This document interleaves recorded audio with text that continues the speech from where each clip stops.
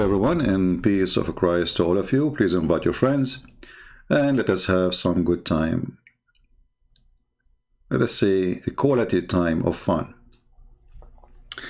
Yesterday we were live.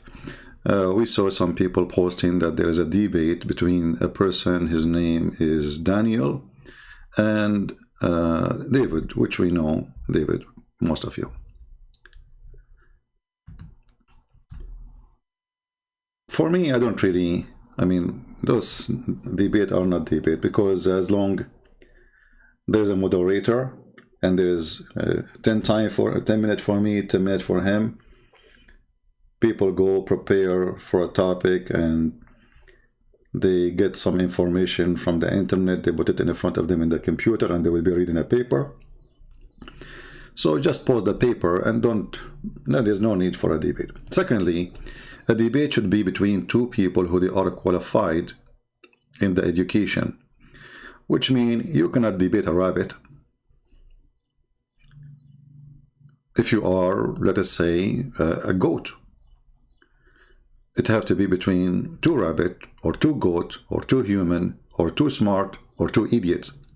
But someone who do not know his religion, and yet he want to debate about his religion and our belief. That would be very funny. And today we will show you why those Muslims are not qualified to talk about their religion. You see, I did not watch the debate. I just moved for like little bit in the introduction. Let me see where this guy start talking, and I will show you how right away we will start laughing. This guy is just a certified idiot, and he's a kid. And by the way, I'm not insulting him, but this is who he is. Listen carefully and see what he will say. Where he start talking, let us see.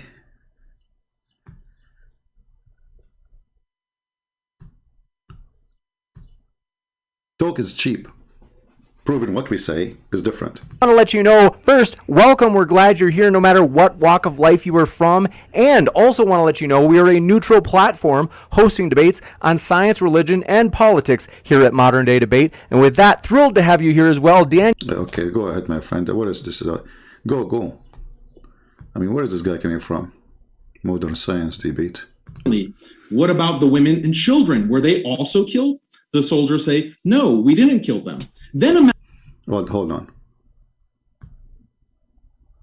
We skipped. Thanks for hosting, and thanks to David, and thank you to everyone watching. The debate today is about violence and intolerance, Christianity versus Islam. Let me say right off the bat that yes, Islam has violence, and Islam is not tolerant of every belief and way of life. And that's a good thing, as I'll explain. But my problem with David Wood and other Christian apologists is that they are inconsistent and dishonest. I'm going to focus on three main examples of this inconsistency. The first is what we can call the Old Testament question. Imagine there was a hadith that described Muslim soldiers coming back from battle and reporting to the Prophet Muhammad, peace be upon him. The soldiers report that they were victorious in battle and had killed all the enemy men. Then the Prophet asks sternly, what about the women and children? Were they also killed? The soldiers say, no, we didn't kill them. Then imagine that the Prophet gets enraged at this and condemns the soldiers for not exterminating all the women and children. Now imagine that if a hadith like this existed, David Wood would have no hesitation in citing it over and over again on his channel, making a big... The debate is over. You are a certified donkey, and I will show you the hadith in 2 seconds. And then everybody will be laughing at you. You are a certified donkey. So obviously this guy did not know his religion. Because if you know your religion, you will not start the debate with this. It's challenging to find such a hadith. You donkey. And by the way, they say to me, why you use the word donkey? Can I find a better word? He started the first 2 seconds in his argument challenging. Imagine if David Wood can find such a hadith. This is the start, you donkey. This is the start of your challenge. Imagine if David would can find such a hadith.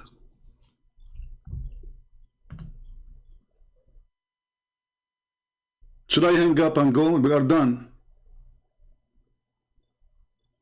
Because he is challenging David Wood to find such a hadith. بدأ نثر. The Christian and the Muslim, they have an argument.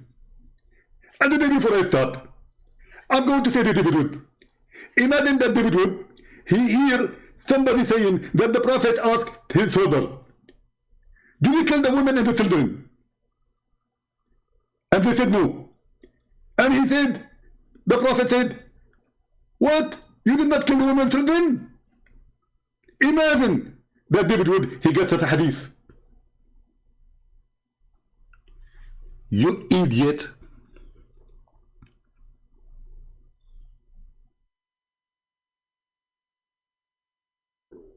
This is the guy who wanna debate us, challenging us to find the hadith says that the Prophet, he encouraged them to kill their children. Yes, he did.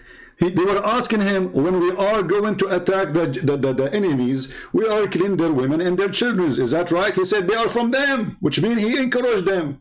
He said, don't worry about it. They are from them, so kill them.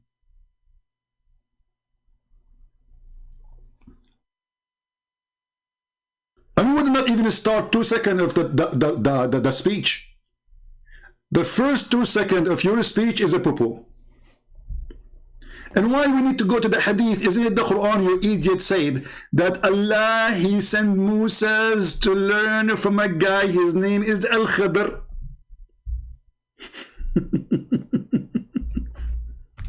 And this guy, brother, he saw a child who is, he fear, brother, that he will not be good to his parents.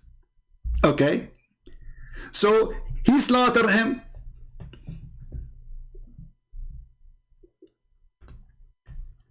So why he need to imagine that there is something in the religion of Islam, it says kill their children. When your prophet claimed that this is wisdom, to kill a Muslim child, this child is a Muslim child, he's not even a Christian child.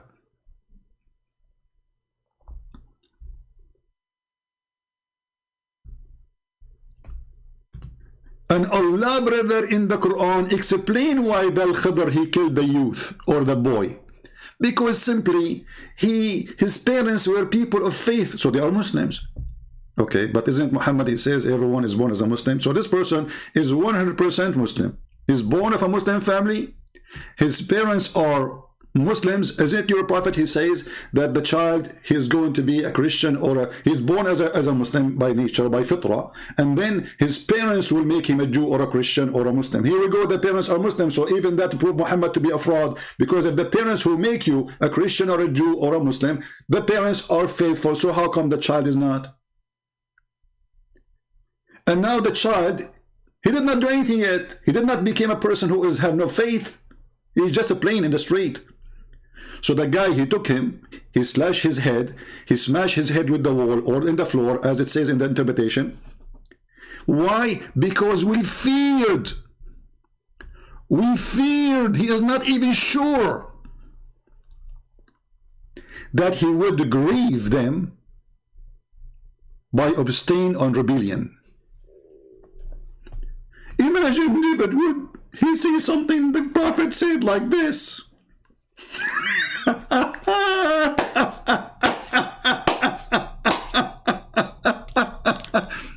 So imagine this guy was debating me, and it is not David Wood who is talking to him. It is me. The debate is over. We just showed you from the hadith, and this is authentic, Sahih Muslim and Sahih al-Bukhari. And now we are showing you from the Quran.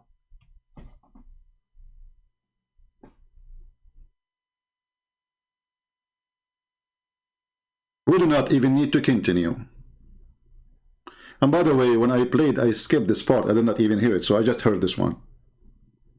because I don't have time really to, you know, so I was moving the video to see when this guy, he, you know, like I go to the video and I look at the, like when his lips start moving in the, like what happened now, you know, when his lips start moving in the video, then I click play. I did not hear this part, I just heard this part. And I cannot believe it that he is so stupid, claiming to be a person who have knowledge of his religion, and yet he is challenging David Wood to bring such a hadith. Imagine if David Wood, he knew such a hadith. Imagine. We do not need to imagine. We will leave the imagination to your prophet, who he imagined that he had sex, but in fact he did not. Who he imagined that he went to seventh heaven, but his wife, she said he did not leave the room. Who he imagined that he is bewitched, but in fact he is just a crazy person. We don't need to imagine. We will leave the imagination to your prophet, who he imagined that your God will make your penis endless. And I'm sure a person like you will be proud, at least in the front of his people, to have such a penis, because this is the proof that you are following the true God. It is the size of your penis. And I don't know how you're going to use it if it is endless and your wife is next to you. How you will have sex with her? You will make a U-turn? And what the point of this huge endless size? Are we going to use it as a pipe line for oil or internet cable? So we do not need to imagine, Abdul. We will leave the imagination to a stupid person like you, who he claimed, and the Muslim, they think that he has something to say. But the second you start opening your mouth, frogs start coming out. And I am closing the sink. Thanks for hosting, and thanks to David, and thank you to everyone watching. The debate today is about violence and intolerance, Christianity versus Islam. Let me say right off the bat that yes, Islam has violence, and Islam is not tolerant of every belief and way of life. And that's a good thing, as I'll explain. But my problem with David Wood and other Christian apologists is that they are inconsistent and dishonest. I like it when you say inconsistent. I'm going to play a video for you. Are you ready, Mr. Inconsistent? Oh, hold on. We have a commercial break. The director, he just told me. Commercial break. Hello, Habibis. If you would like to support Christian Prince, please go to Patreon and show your support. www.patreon.com/Christian Prince. We thank you all for your kindly support and enjoy the video. The end of the commercial break.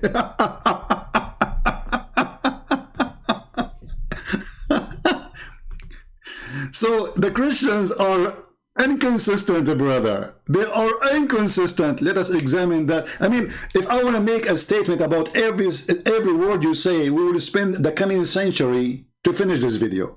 I mean, what's wrong with you? You are just a dump machine. You walk, you don't walk, you do poo-poo.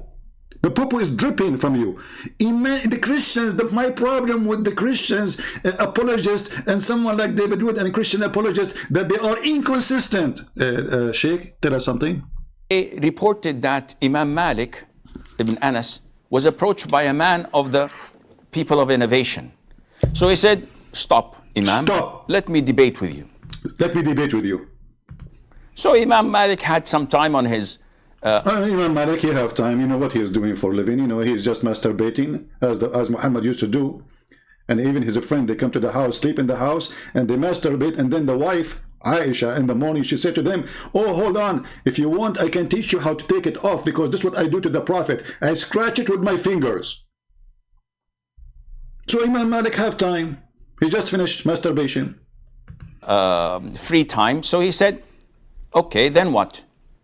So the man says, if I beat you in my argument, in debate, you follow me. And if I don't beat you and you beat me, I follow you. Okay, okay. So Imam Malik says, okay. Okay, okay. So he accepts the terms and the condition. In 2 seconds, he will refuse the term and the conditions. I mean, do you see the stupidity of those who claim to know Islam? He just said, okay. Well, he just told you, if I win the argument, you leave your religion, you follow me. And you said to him, okay, what he said next, listen and laugh. Let's assume I followed you and you beated me. Then we both met someone who debated with us and he beated us. Okay. So the man says, that must be a Christian prince. We have to admit. Okay. We follow him. He said, my son, the religion of Allah is one. And I see that you keep on hopping from one religion to the other. Uh-oh. The one who keep hopping from one religion to other is a stupid. What is it? This is the case of Muhammad? How many religions Muhammad he changed? 40 years of his life, according to Muslims, he was not a Muslim. Now I know this guy will say, no, he was a Muslim, he was following Abraham. Well, you idiot, the Quran say clearly that your prophet, he was not following anything. He do not know what faith, and he do not know what scriptures. You notice that those who claim to have, let us say, they can answer us or can refute us, they don't really use their Quran to prove any point. Because simply they do not know what they are talking about. So when Muhammad, he in the Quran, his God, he says to him, you know nothing about faith. Let us open the verse. And you know nothing about books, about scriptures. Was Allah lying, or he was reporting that Muhammad, he is a person who was jumping from a religion to a religion? When I say to a person, you know nothing about faith, which means whatever faith you used to have all your life, it was a fraud. You see, he did not say to him, you know some about faith. He didn't say to him, you have little idea about me. He said, you know nothing. And here you see the Muslim in translation, they try to fix it, but they make it more blind. And thus we have sent to you, between two brackets, Muhammad. By the way, the verse even doesn't say Muhammad. Ruhana, between two brackets, inspiration. This is false. Ruhana in Arabic means our spirit. Of our command, which means with our command. And you know not what is the book, nor what is faith. So what happened, Muhammad? He changing his faith now? He's hopping from a faith to a faith? How? He saw a guy in the cave, he squeezed in 3 times and he told him to read. And then he became a believer? No, he did not. He went to his wife. He told his wife, I saw somebody in the cave. He squeezed me. Cover me, cover me, cover me. And then the wife, she said, hold on. What's happening to you? You are almost going to leak and pee in your pant. Let me take you to my cousin, Warqa ibn Nawfal, who is a Christian priest. The prophet, he'd been taken to Warqa ibn Nawfal. The wife, she told Muhammad as if he's a kid, tell him your story, tell him, go ahead. Muhammad told him, there's a guy, he came to me, he squeezed me 3 times, and he told me read. And then Warqa, he says, oh, this is the Namas. He is the angel of Allah. So the guy who was being squeezed, he did not know what's happening, and the guy who did not get squeezed, he knew what's happening. This is how your religion started, supposedly. Not to forget to mention that your prophet, he have something called the examination of inspiration. If you don't believe me, I can show you where supposedly Khadija, she did examine if the one Muhammad he see is an angel or not. And how she did that? She did a striptease.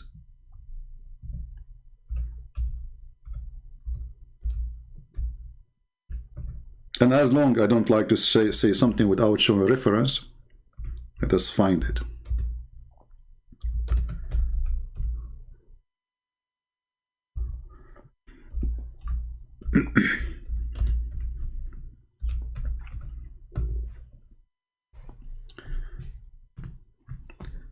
I know that you do not know Arabic, which is make it more even stupid that you pray to your God in a language you do not know. This is a Sirah Nabawiyya, page number 239, volume number 1. What it says here, Imtihanu Khadija Burhanul Wahi. Khadija examining the proof of Muhammad receiving inspiration from Allah. How? Muhammad, he sees someone sitting in the corner. And as usual, Muhammad, nobody see what he see. Because Muhammad, he have an X-ray vision. I mean, the angel in the corner, but Khadija next to him in the bed, she cannot see the angel, but Muhammad can see him. Look like the angel, he have an equipment who he can blind a person and the other person still can see. In other way, he was invisible for a person, but he is invisible, or yeah, he can be seen by the other person. If we translate what is in front of us, we will see that Khadija, she said to the guy, or Muhammad, aka Allah, oh, when you see your friend, which means the angel, come to you, let me know. Let me know, Habibi, let me know. So Khadija, Muhammad, he said, Khadija, I see him, I see him. So she said, okay, if he come to you, tell me about it, which means Jibreel. Okay, so he came. This Jibreel, he came. But Muhammad is not sure now he is Jibreel or not, remember. So Khadija, she said to Muhammad, okay, Habibi Muhammad, get up, my cousin, and sit in my left thigh. What?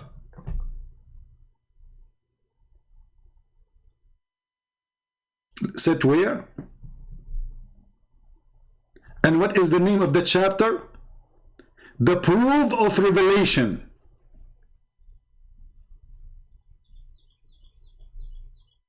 What is the proof of revelation in Islam?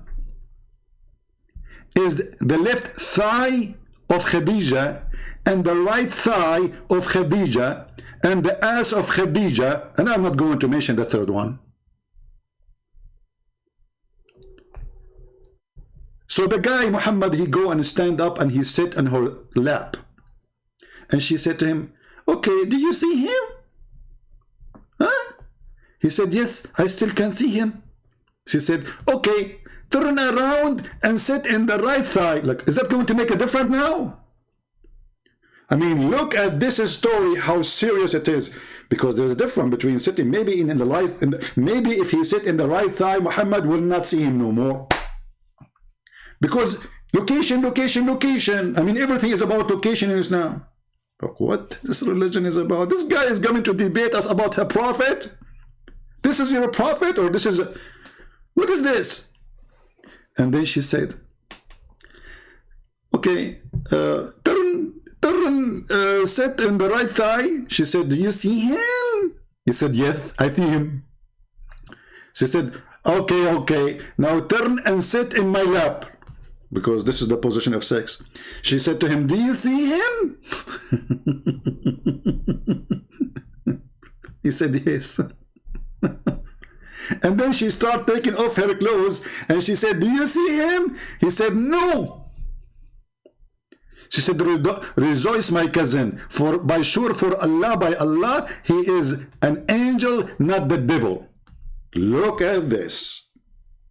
So you potato, you are coming to debate us about a prophet who he himself could not even know if what he see is an angel or not, and his wife, she have to do striptease, moving him like a potato, like a puppy, in the top of her lap, from the right leg to the left leg like a monkey, and she keep asking him, do you see him?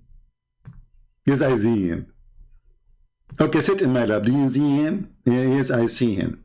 And then when she take off her clothes, she said, do you see him? She take down her veil. This is the translation of Google. Do you see him? Well, the Muslims, they say that this is a proof that this person who Muhammad is seeing in the corner is an angel. Why? Because, well, she is getting naked, and an angel don't like to see naked women. Well, I say, this is my opinion, by the way, I think that the angel, he don't want his eye to be hurt, because obviously she was very ugly. So he ran away. The angel was watching, he was saying, please don't take off your clothes. Don't do it. And here when me to ask the Muslims who they claim to be smart, where Khadija she learned this trick? Like she used to encounter angels every day and she stripped to the previous husbands too. Maybe Khadija, she was a striptease lady and she have a lot of expertise with angels. And as long Khadija, she knew that the angel, he will not be staying in the room if she take off her clothes. So what the point of sit in my right leg and left leg? Just strip and finish it. Take off your panty, see him to him, say, Muhammad, do you see him? He will say no. Tell him this is an angel. When I say stupidity is amazing, I mean it. Guys, shall I continue in getting this guy busted, or we are done? I mean, this is too much, isn't it? Shall we continue? Let me know if you like me to continue or done, because he is not really worth it. He's just a kid, you know.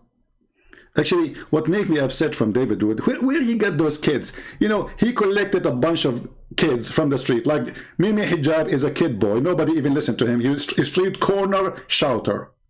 Even Muslims don't listen to him. He made him famous. Why you do that?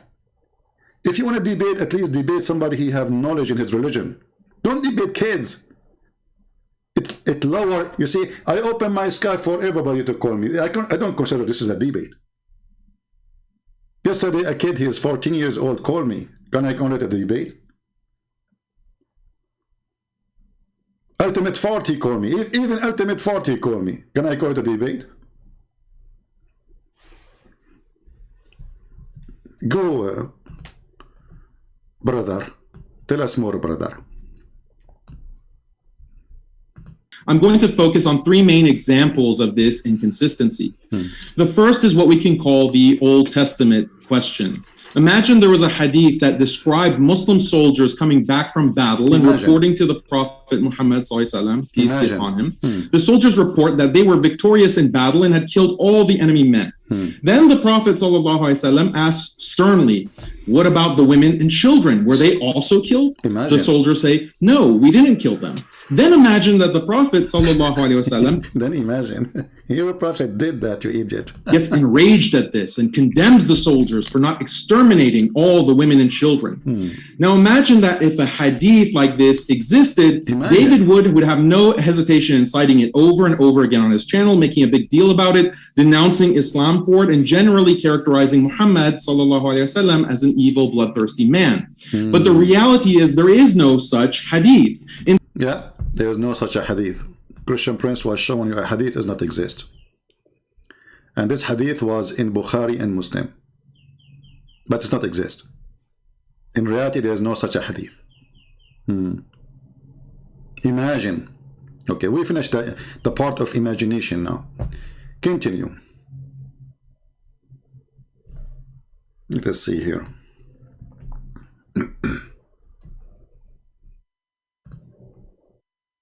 Continue your movie. Instead, this is what we read in the Bible about Moses. In Numbers 31, verse 14 to 18 of the Bible, we read, and Moses was angry with the officers of the army. Moses said to them, have you let all the women live? Now kill every male among the little ones and kill every woman who has known man by lying with him. But all the young girls who have not known man by lying with him, keep alive for yourselves. Shall we go to the story of Bani al-Mustaliq and what your prophet he did with them? Shall we go to the story of Safiya and we see what he did with them? And why you don't tell us what is the story about Moses? If you idiot, you idiot. If you go to the Quran, you will see that the story is in the Quran. And Allah, he punished the Jews for not killing everyone there. Not only they did not kill, according to your Quran, they did not even attack.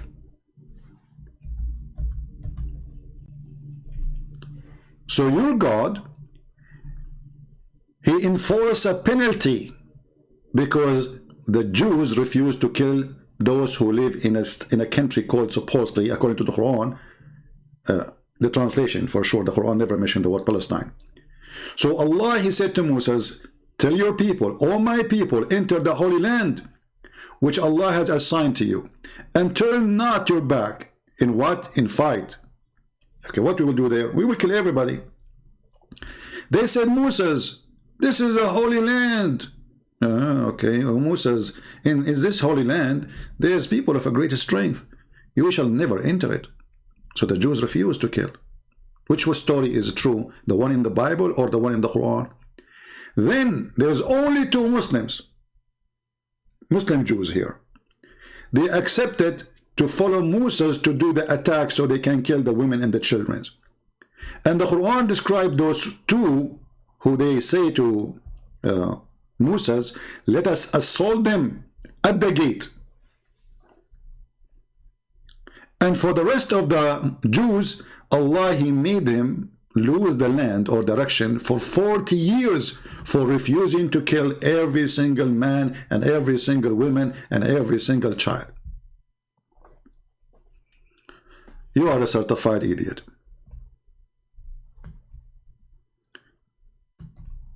Now, I think I'm going to stay. If this guy, he said 2 words, I will make a comment. I better maybe move it a little bit. Hands from Jesus Christ, right?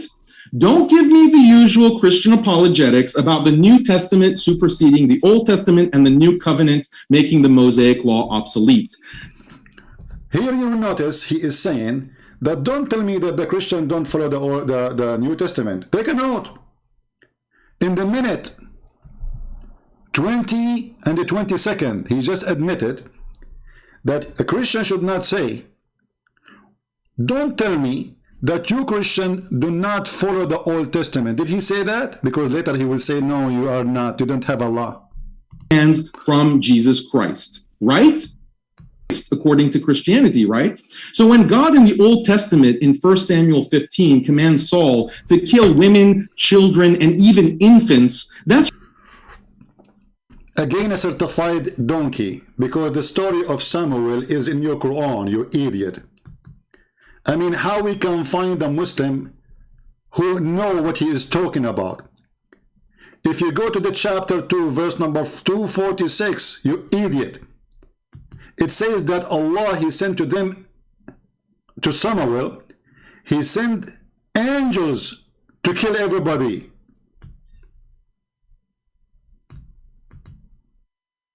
Have you ever heard of such an ignorance? If this person he knew, he will not say what he is saying. And I wonder how long it's going to take me to finish this video, because whatever he's saying, I have to say something about it. This is a chapter 2, verse number 246. Why the Jews are fighting and killing people? For the sake of Allah. This is your Quran. And your Quran confirm, you idiot, that they are saying why we should not fight those who they drive in us from our homes. So you're stupid. In the story of Samuel, according to your Quran, they were fighting the enemy who drove them from their homes, and they took their wives as sex slaves and their children. So when this coward, he quote a story about Samuel, do he knew what his Quran say about it? For sure he don't, because he is a certified donkey. And I apologize for insulting donkeys if any of them present with us today, because they will get upset. They have feeling too. Shall we go and find you the interpretation?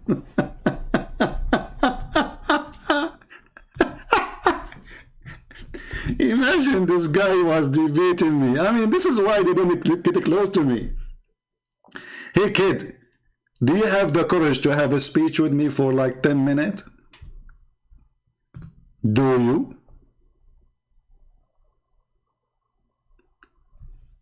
So why Samuel, he took his army, he attacked the enemies? Because they killed his people. They took their homes, they took their women, they took their children. And exactly this is what your prophet did. And here you notice, do you remember yesterday when a Muslim, he called me, he says, Jesus was not a savior. I'm going to show you, prove it to you. And then when I showed him the answer from his Quran and from his Hadith, he said, you run away to the Quran and the Hadith, which means he admit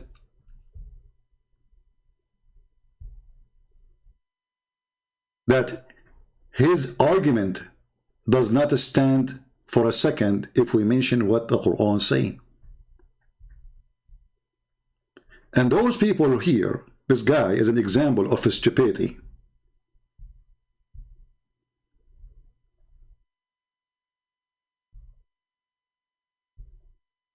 If we go right now to the official government website of the Kingdom of Saudi Arabia or any Islamic website, are we going to find the story of Samuel or not? And if this is about Samuel or not, you will see the verse confirming that the Jews and Moses, the one who was he accusing, why you are killing, he was defending his people, who the enemy, they killed their children and they raped their women. So are you saying your prophet was a liar and your God is a fraud? Obviously, you are saying that.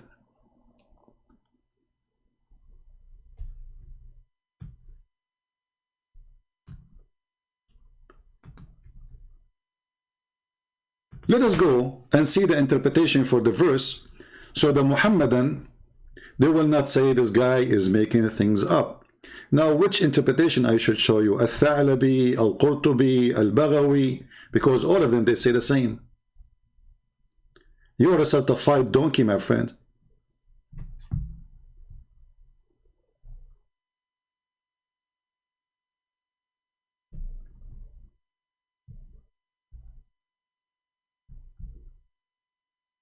Let us open some interpretation.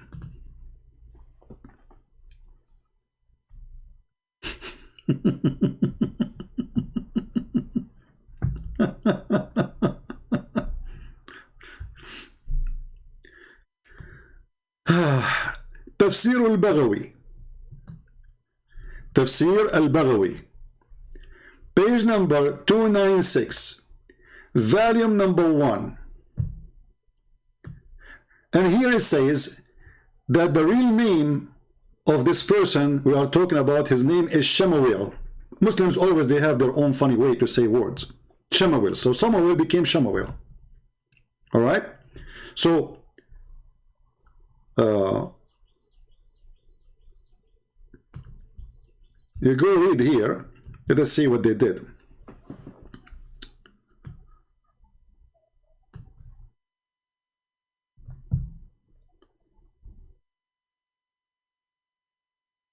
Here it says that those people, they attacked the Jews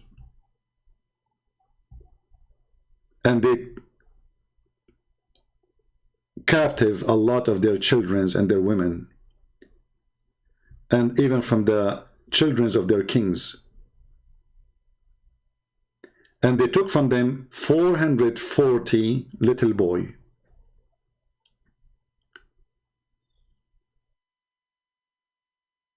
Now, the rest of the story is really, funny. But the story here is saying that the Jews, they ask Allah to send angels to fight with them so they can slaughter those people. And the one who do that is a person, his name is Samuel.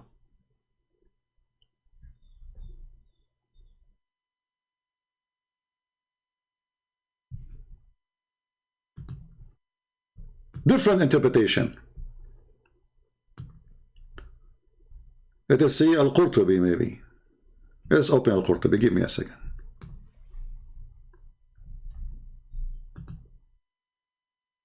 So people will laugh at the stupidity of this religion. Garbage in, garbage out.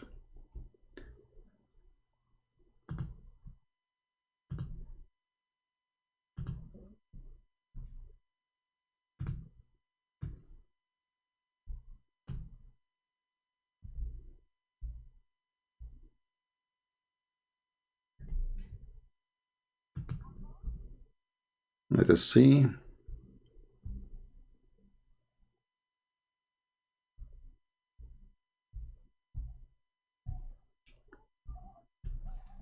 Let us use this translation here. We will use this one.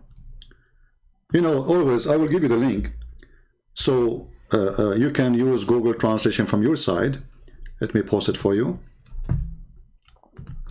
You will see even in the Islamic translation, they are saying that those who Samuel was fighting, they killed every single woman. They killed what? Every single woman of the Jews except one.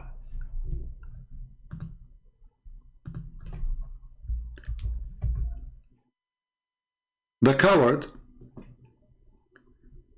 he is attacking what his God teaching and preaching, and defending Samuel, saying Samuel was doing the right thing, because isn't it the Jews believe eye for an eye?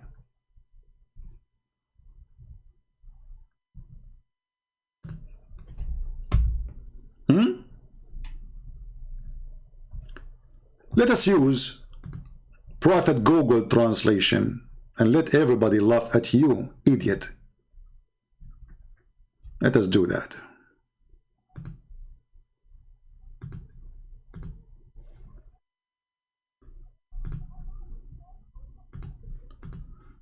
All right, we open it in Google browser so we can translate.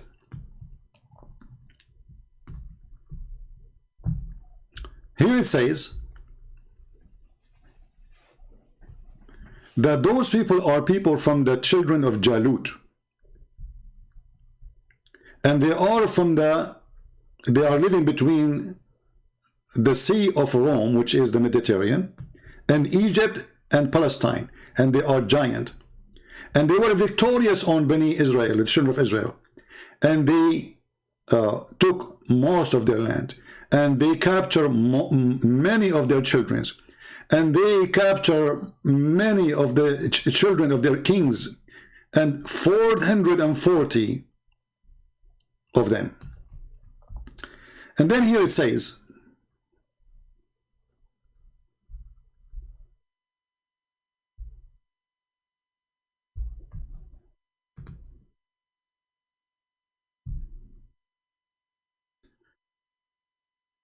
and they force on them jizya, which means the same as Muhammad, he forced on the Christians. He forced pay or die, those who are still alive. And they took their Torah. And the children of Israel, they faced from them a very horrible time. Bala'un wa shidda. And they did not have a prophet at that time to lead them. And those who they are from the children of the prophet, they were destroyed. And they did not have anyone left except a woman. She is carrying a baby.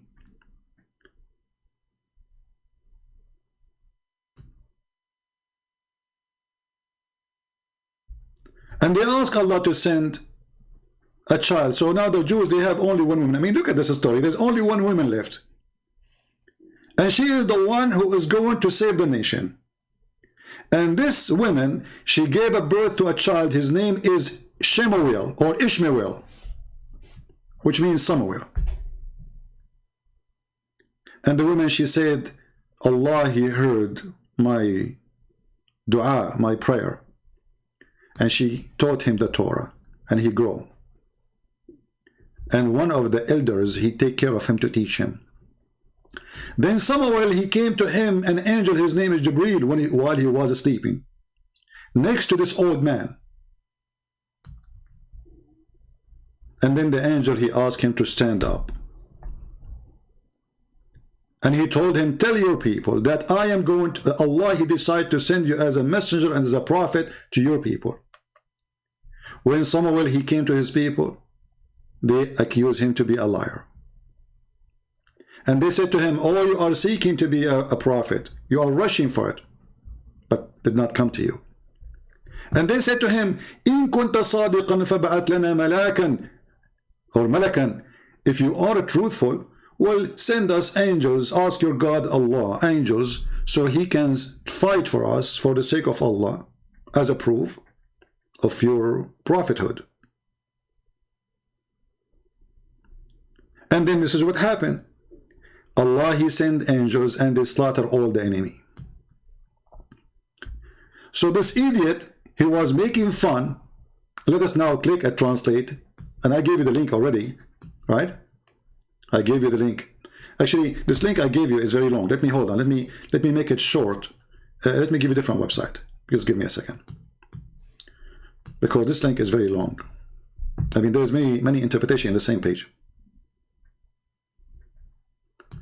So I want to give you a page which is directly for this interpretation, so you will not be confused.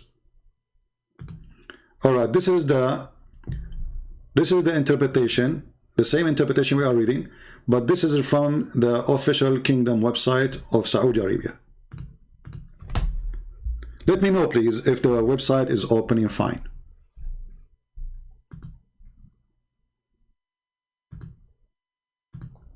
All right. Let me know if you can view the website, because sometimes this website doesn't work as everything is Islamic. Is the interpretation appearing in your side or no? If not, I can give you a different page.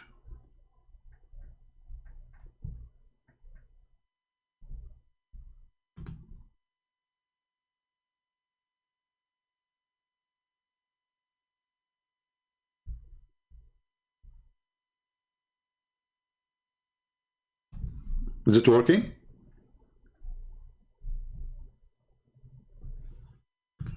Why you don't get modern day debate? Well, I use old day debate. And my old day debate is better. Get lost. We don't do debate. People don't care about modern debate. Is that a fashion show, you idiot? Why you don't get modern day? What is that? Like, you know, make a plastic surgery for the boobs like Muhammad? Modern day debate. You don't dare even to talk to me. Well, you don't do modern day debate, Christian Prince. Here we go. I'm doing the modern. This is the most modern. We are using computer. We are using your website. We are using your stupid interpretation. We are using your scholars. We are using your prophet words. Is it modern or it's not modern? I dare you to say Muhammad is not modern. That Muhammad is an old-fashioned expired? Muta boy. Christian Prince, why you don't use modern debate? Christian Prince, be honest with me. What's the problem with you? Why you don't use modern debate? I'm really now, I don't know what to say to you. I'm really in trouble. I mean, I don't know what to say after what you just said. That's a lot. So let us go and do interpretation for what we showed you. Click, sorry, translation I mean. Translate to English. And now you will see all what we said to you there. How Samuel, he become a prophet, and how he was the only left child which is born after the enemy killed everybody, because only one woman, she was still alive.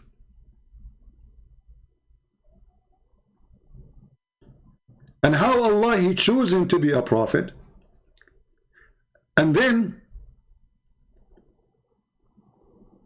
his people say to him, if you are a prophet truly, let Allah send you angels to fight and to kill our enemies.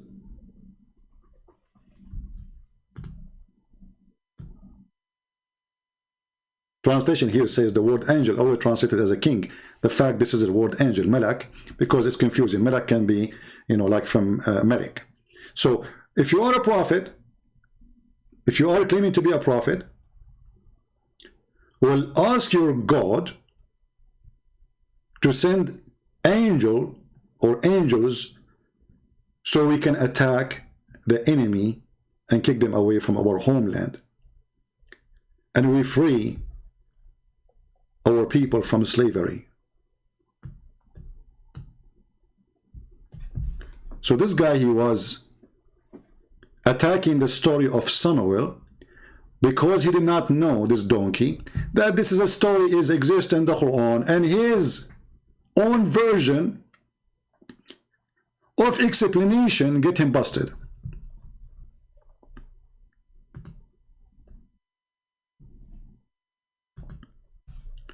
So do you know now why I say that those, I mean, like the Muslims, they want to debate someone like David Wood? They don't want to debate me, because I'm sure David Wood, he have no idea what I'm talking about.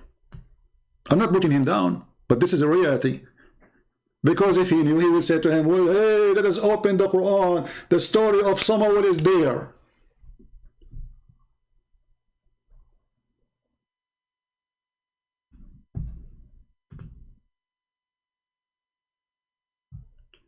Are we following? When I criticize a Christian, I never put Christians down.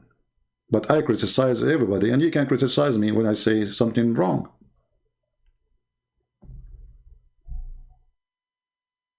When we say we are debating, that means the two people who are debating, they have a qualification. And obviously, the qualification is missing from both sides.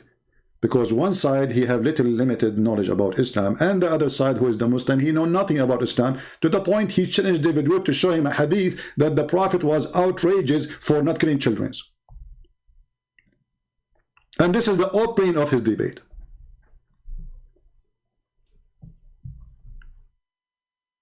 Shall I continue?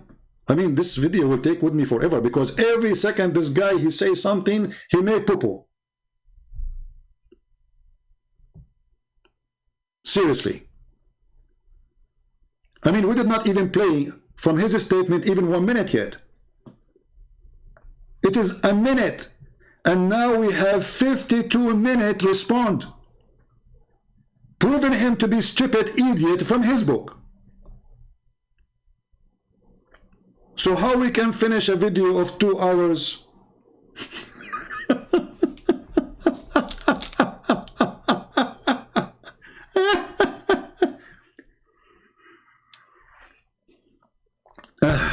Lord have mercy. Somebody saying you are debating yourself, speaking alone. Well, why you don't give me the Skype of this guy and I will call him right now? You see, you coward, I am the only one who opened my Skype and say who dare to call me, including those who claim to have knowledge, including those who say they can refute me. So how they refute me? They talk to themselves. They make a video refuting Christian Prince, right? So you see how stupid you are? As long as Christian Prince, you talk to yourself. Why you don't call a Christian Prince right now and get him busted? Do you want to do that? Jimmy, do you have the courage to call any of your friends, all those who you think they are powerful, or to give me their Skype to call them right now in front of everybody? And then there's no excuse that I'm debating myself. In fact, it is you who keep saying we debate only Christian Prince face to face. This is what you say, not me. I never said no to anyone. When the last time I said I will debate only face to face? What is face to face about? Here we go. They are talking to David Wood in internet. What face to face is about? So who is the coward? And what is the answer for what I say? Like there's a guy, we show him, he's a prophet, he is farting from his nose. He's a prophet is masturbating. He's a prophet is cleaning his hand in the wall. He's a prophet is cleaning his poo-poo with his throw rocks. He's a prophet taking shower with dead dogs and women blood from period. He's a prophet is molesting a child. He's a prophet is going after his son wife and flirting with her. And then he answer, I am not here to debate. I want to show the truth. And he posts something about an article about the Bible. What is the answers for everything we say? Cowards. Muta boys.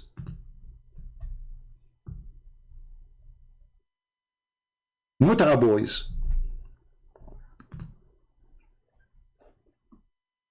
And he come in every video, he posts the same thing. I'm not here to debate.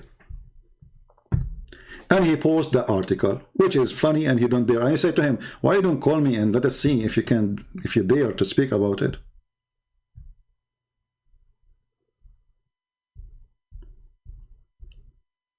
And now this Abdul, himself supposedly, he prepared himself for a debate.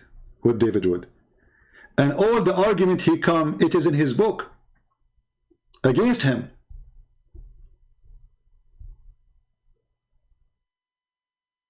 Actually, every Muslim should be laughing at him now.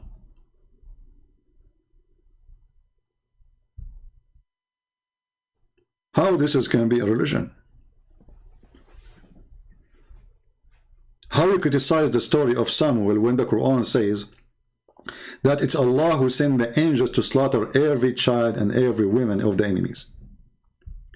How you criticize the story of Samuel when it says in your stupid book that those people, they slaughter and they killed all the Jews and all the women until there's only one woman left, and she is the mother of Samuel?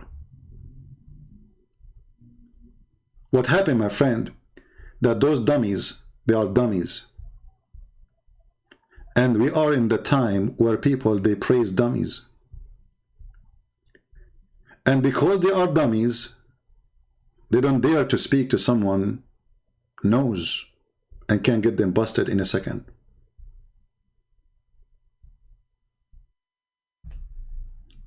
Shall we go back to the story of in the video of this guy? Otherwise, it's going to take us 10 years to finish.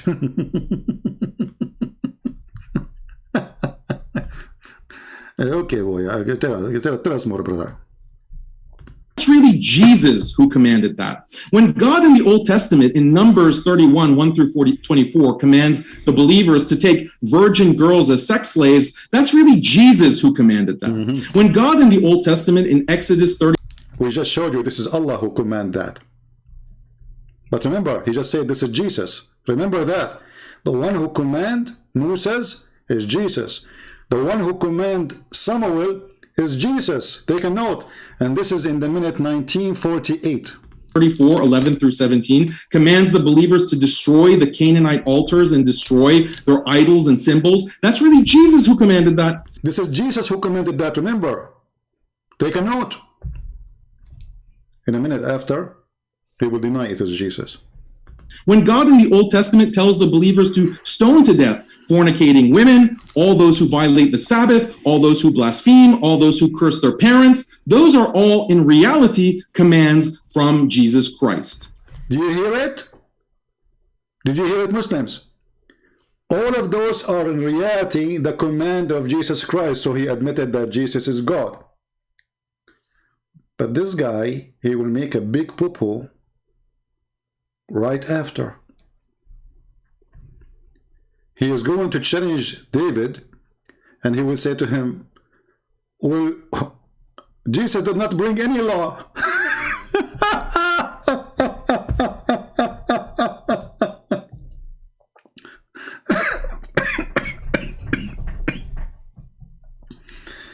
He made a speech that Jesus, he have zero law.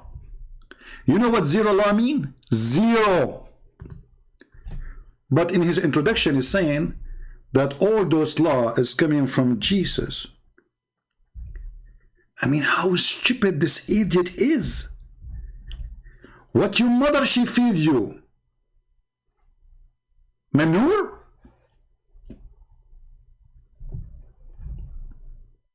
Right?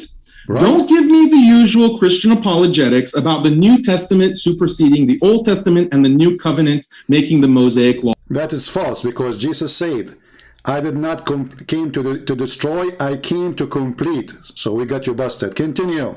Obsolete. That is missing the point. The point is, according to Christianity, Jesus is the God of the Old Testament, which means Jesus commanded all that killing and stoning and slaughter, all the massacres, all the bloody cleansing of the earth that's described in the Old Testament. All the bloody things happening in this earth is the command of Jesus. Let us continue. Those are all coming from Jesus, and in fact, they're endorsed by Jesus for a 1,300-year period from Moses' time until Jesus' time. So you can't present this modernized picture of Jesus only preaching peace, love, and nonviolence. Jesus, according to Christianity, is quite a vengeful and wrathful God, or at least he was in Old Testament times. How can a Christian who has to believe all this about Jesus Christ turn around and criticize Islam for violence, especially since, according to the Bible, Jesus even calls for killing women, children, and infants? There's nothing like that in the Quran. You see, there's nothing like that in the Quran. We just showed you that this is in the Quran.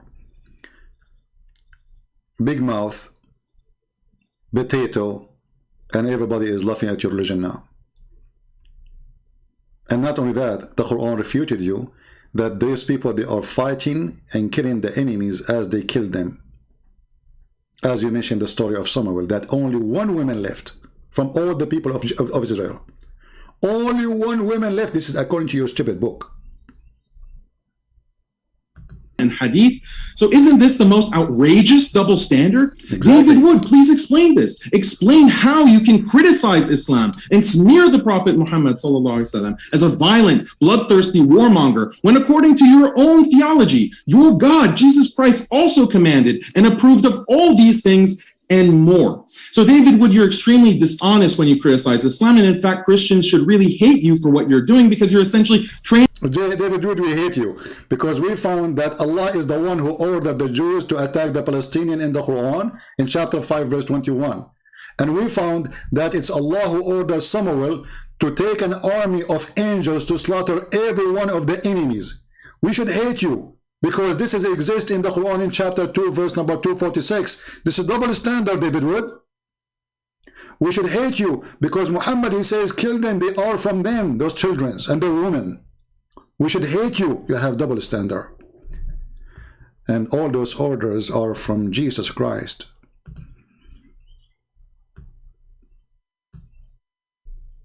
When this guy, he said, is that in the beginning that I missed something? I don't know. Because later he would say, I'm trying to skip it, because this will make the video in this, by the way, where he just said that Jesus did not bring any law. Let me see if I can find it. Anyone knows what made he said that? Warfare and so forth. As a Muslim, I gladly concede all of Okay, hold on. Let me see when he start talking about Jesus, he have no law.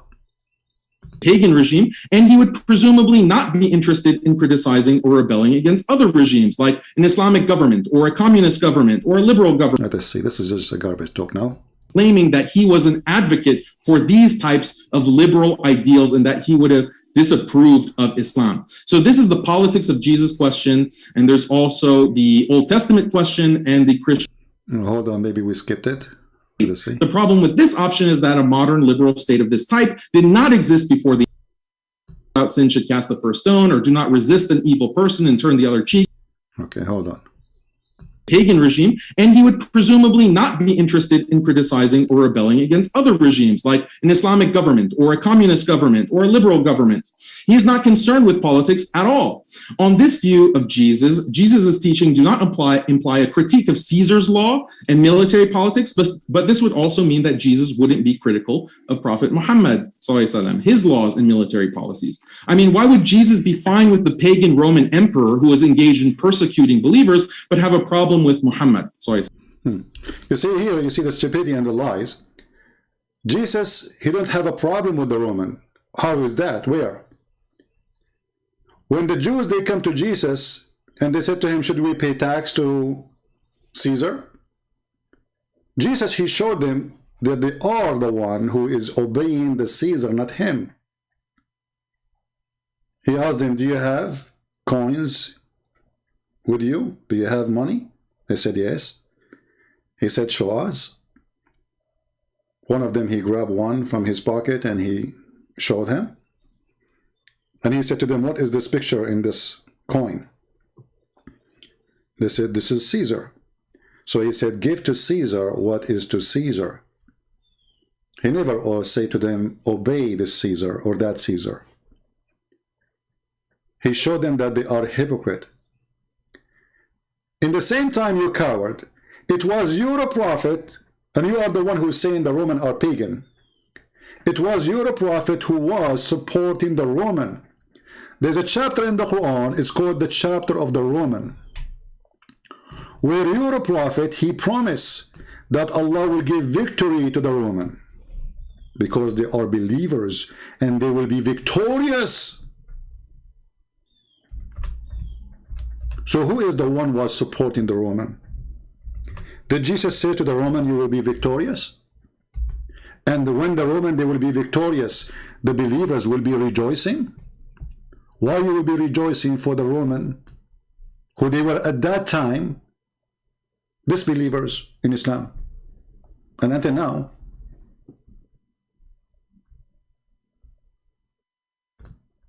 And when the Roman, they will defeat their enemies, which is the Persian, the believers, the Muslims, will rejoice that victory is given from Allah to the Roman against the Persian. Again, this guy, he do not know what he is talking about. Jesus never praised the Roman. Jesus, he never adopted the law of the Roman.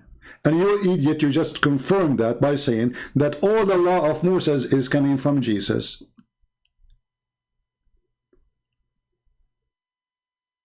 You are just a stupid mental idiot. But I'm trying to find where he said that Jesus, he have no law. Is that in the second response? Anyone can help me? Because I want to move there. Because you will see how stupid what he's saying. He totally contradicts himself. Where he start explaining that Jesus, he brought no law. He said that Jesus, he have a three... let me see, maybe I missed something. Which minute is that? I did not take a note.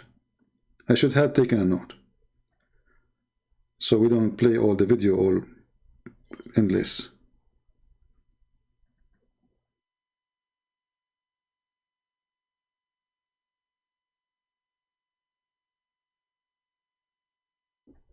I did not take a note when he said that. Which moment? If anyone knows what moment he said that, let me know. Maybe this is in the second response, I'm not sure. But because... So this option is out. The second possibility is that Jesus is concerned with politics and political change, but he's an anarchist who believes in abolishing law and armies because these things are violent and intolerant. This is why Jesus says things like, he who is without sin should cast the first stone, or do not resist an evil person and turn the other cheek if someone assaults you, or... Yeah, here we go. Listen carefully. So he is giving us three options. If an unjust person takes your coat, give him your cloak as well. The interpretation is that Jesus is not talking about an ethic of forgiveness in these Bible verses. He's actually talking about abolishing laws against assault and robbery. He's against policing people. He's against a military force that would stop a foreign army from assaulting and robbing the populace. You see here the liar, the scumbag,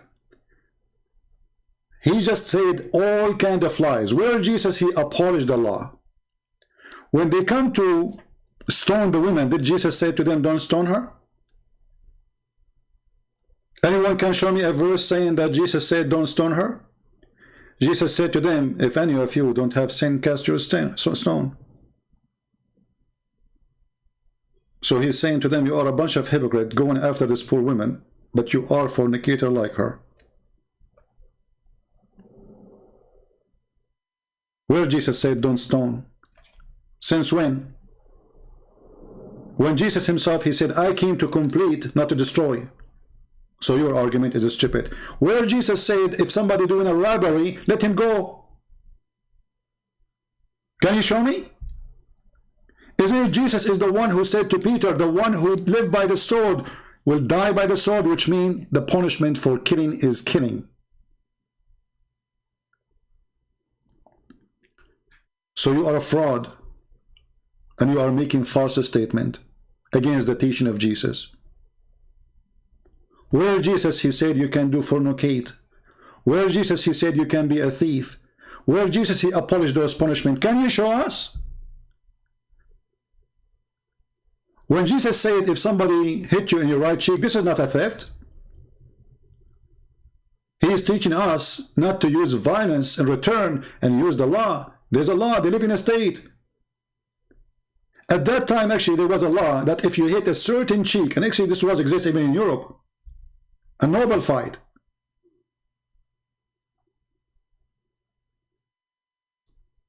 That if you use a certain hand, you go to jail. If you hit a certain cheek, you go to jail. So Jesus was saying, use the law and don't be a person who break it. And you are the one who said a second ago that Jesus is the one who brought the law in the Old Testament. So why you are lying? Where Jesus said you can beat each other, Where Jesus said, if a man rape a woman, let him go. Where Jesus said, if a thief, he's a thief, let him go. Where are you getting this from? You're a coward, a liar. On this view, Jesus would see Muhammad as very evil for the specific reason that Muhammad is not an anarchist. Rather, where Prophet Muhammad was doing all the crime you mentioned. As an example, when Muhammad, he attacked the Roman and he said, let us attack the Romans so we can get the blonde girls. Is that lawful? According to the teaching of Jesus?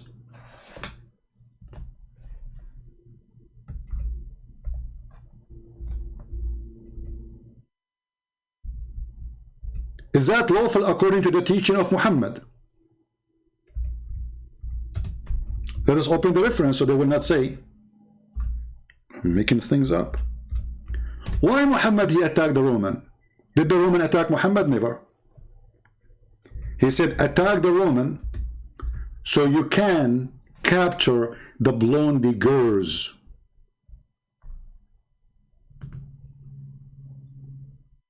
Is that a prophet of God?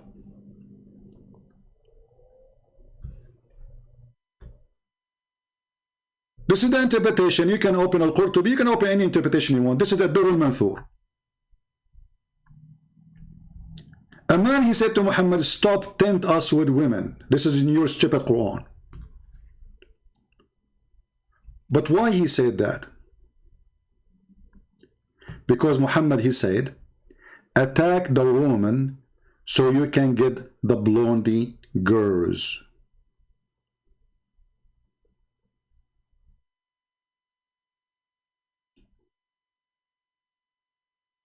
What kind of a prophet he have such an ethic?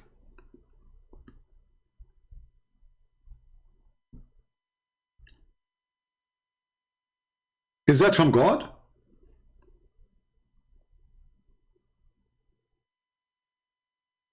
Is it from God that we will attack the neighbors so we can get their blondie daughters? I thought your prophet was doing jihad for the sake of Allah. It turned to be that his jihad was for the sake of a blondie women.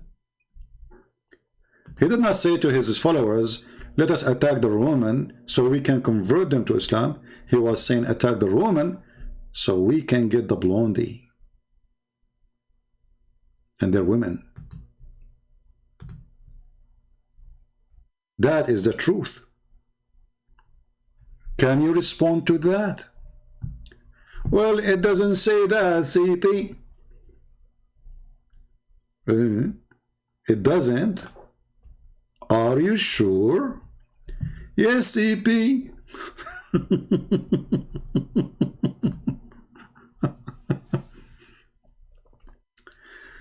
Oh, Lord have mercy. Let us see.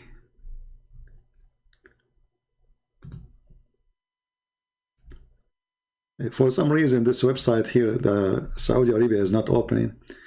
Let us see the different one. Here we go. At-Tabari, value number 10, page number 191. What Muhammad, he said to the Muslims: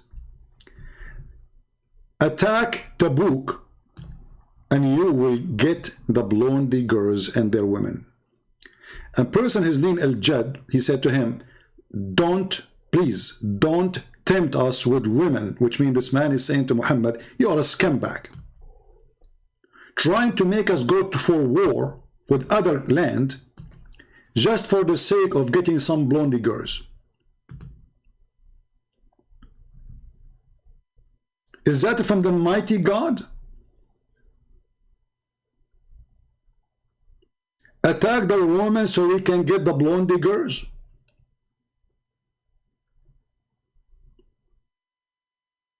And here, if you use Google translation, you might find it says the word yellow. The Muhammad, he used the word yellow for the blonde.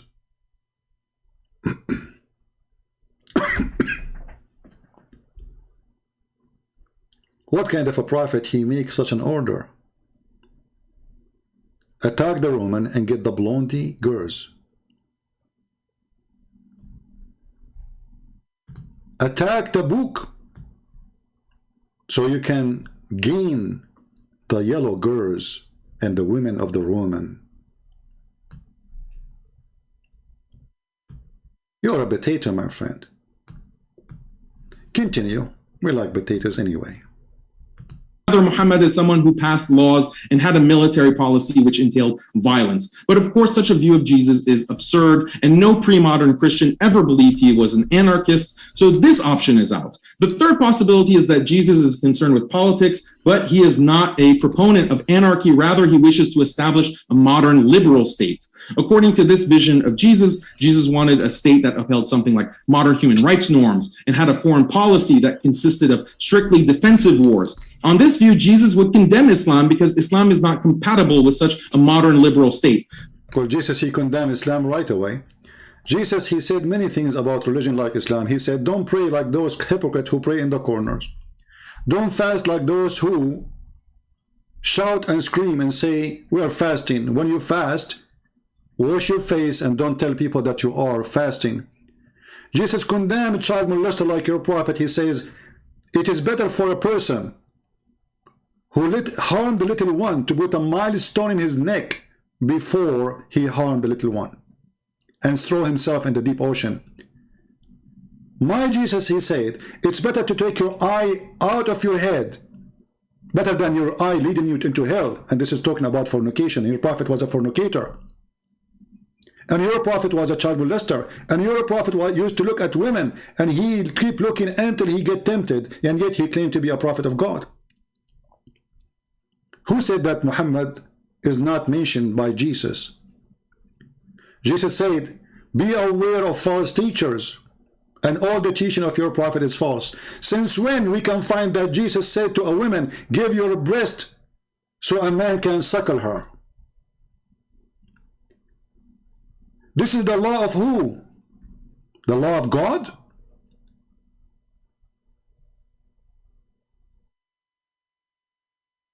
Did Jesus approve a murder?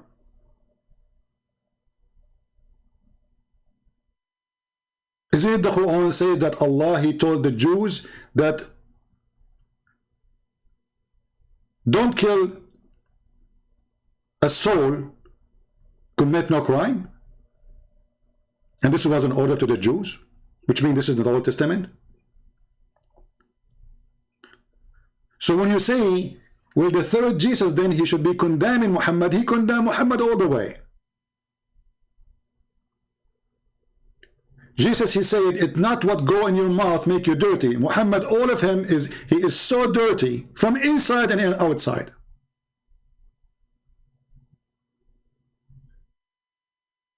Have you ever heard of a prophet of God? He said that the one who is proud about his inheritance before Islam, tell him to go and bite the penis of his father?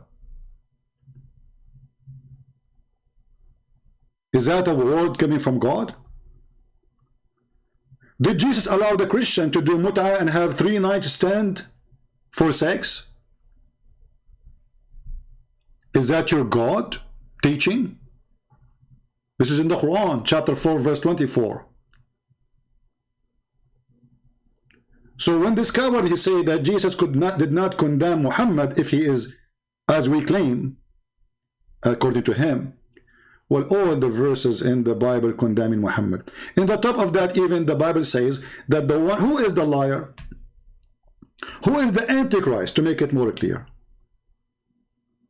is the one who denied that Jesus is the Christ and the Father and the Son, and he is the Son of the Father. So he was condemning your prophet. Continue, Abdul.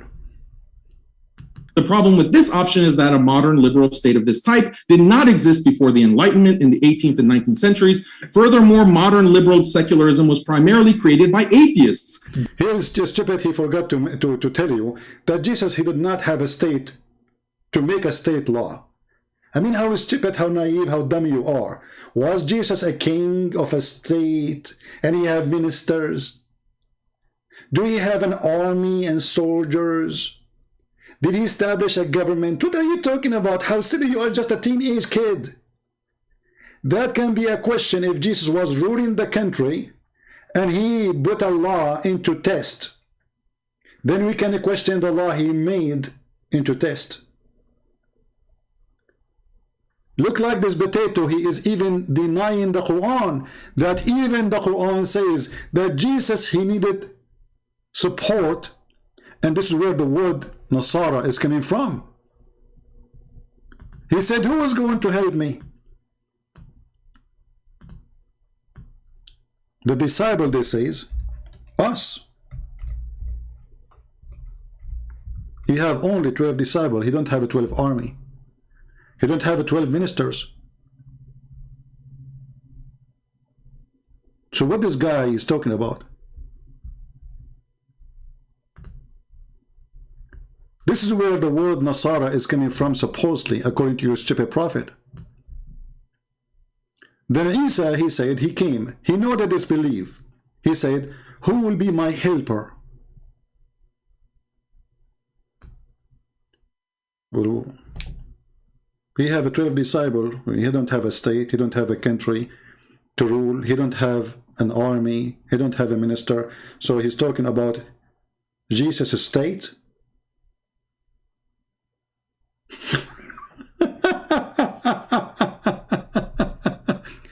If Jesus have a state, you donkey, then why your God Allah, he run with Jesus to save him from the cross? If Jesus have a country and a state and an army, so how they will crucify him? If Jesus is the one have a control of the law, as a king, as you are claiming, well then who is the one who want to put him in the cross? His army?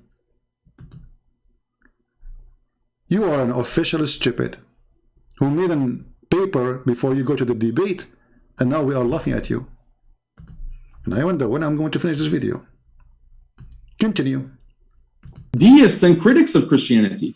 Furthermore, earlier states established by Christians, like the Byzantine Empire, the Spanish Empire, etc., none of these were modern liberal states or anything close in terms of respecting human rights and so forth. How could Jesus have called for a state that never existed? This is a historical... He just said never existed.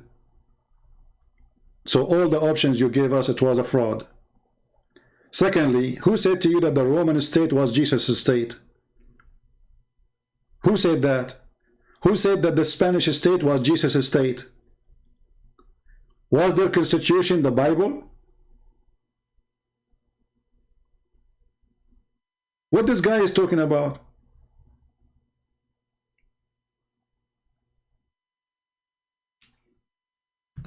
error, so this option is out. Furthermore, Christians should consider what is involved in a modern liberal state. It involves, among other things, protecting the free speech of people who blaspheme God, facilitating sex outside of marriage, which just... I like that. You know, if you want to support the freedom, then you have to support sex out of marriage. Will your prophet support sex out of marriage? Actually, most of your prophet relationship was sex without marriage. Was Mary the Copt his wife? Was the wife of his son his wife? When your prophet, he went to the house of his own son and he flirted with the wife and he said to her that, my Allah, he made my heart to flip for you.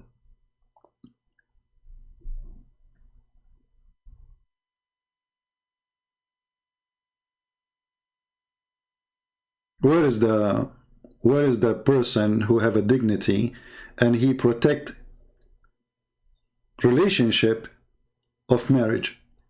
Isn't it your religion says that if you have a daughter, she is not from marriage, you can have sex with her? Let us show the reference. You Muslims are the one who protect the family and relationship of family and marriage and the value of marriage. Mut'a people.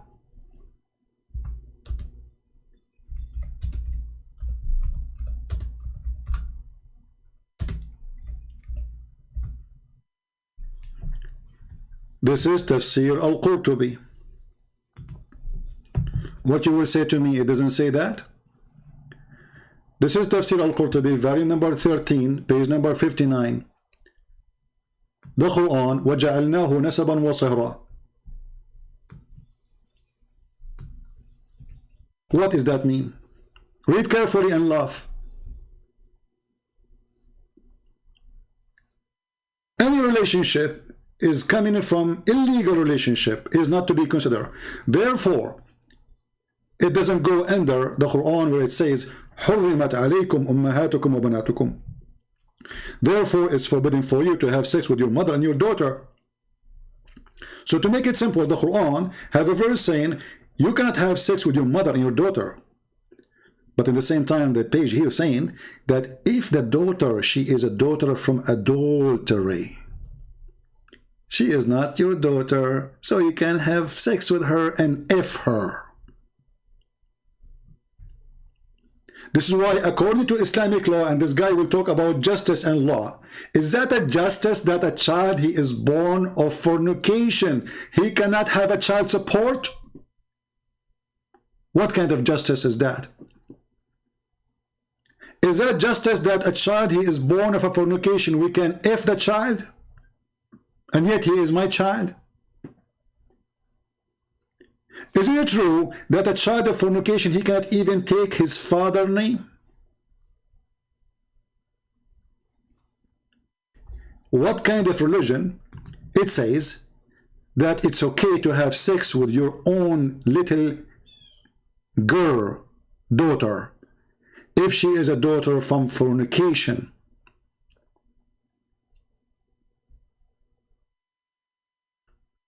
When your scholar says that Allah, he made relationship by lineage, which means by marriage, by Sharia law, and according to the most accurate opinion in Islam, that Allah, he made for sure a human being by mixing the water between male and female according to the Sharia law, which means mut'ah, or sex contract, as Muslims they call it marriage. But if it was from sin, then this is coming from something forbidden or forbid for a Muslim to do, supposedly. Therefore, it's not what is coming from something is forbidden, is not forbidden for you to do with it, which means the daughter, she is not your daughter. So because of that, your daughter and the mother of your daughter, which means the woman you are fornicating with, and the daughter which you have fornication with her, from that fornication, this daughter is not forbidden for you to have adultery with her, because she is not considered as your child. And this is according to the most accurate view of the religion of Islam. So when this edict, he says, Jesus will Jesus condemn Muhammad teaching?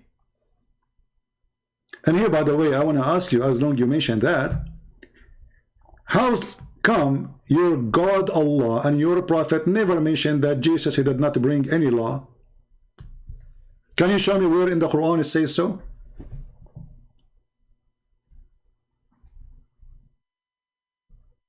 Destroys traditional family and gender roles. Where's that? Where is it that Jesus claims that the state should protect so-called human rights of this type? There is no proof of this. By extension, there is no proof that Jesus would have condemned the Prophet Muhammad or Islam for not sufficiently protecting people's rights to blaspheme and have fornication and who attack family. Here you notice the stupidity of this person. Well, didn't the people, they call Jesus names? Did he kill them? Jesus in the cross, when the Jews, they were blaspheming him, making fun of him, crucifying him, what his response was? Father, forgive them, they do not know what they are doing.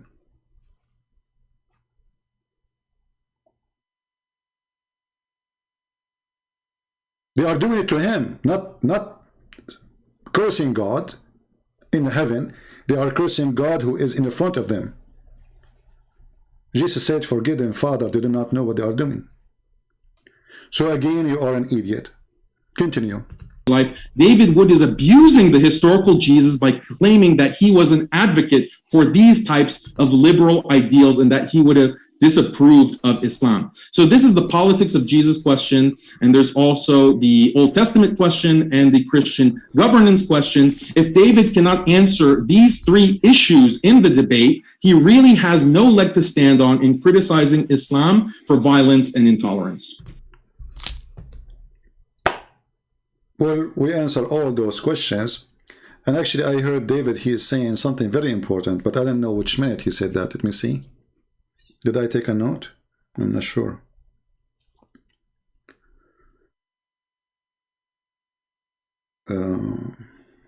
Let us see.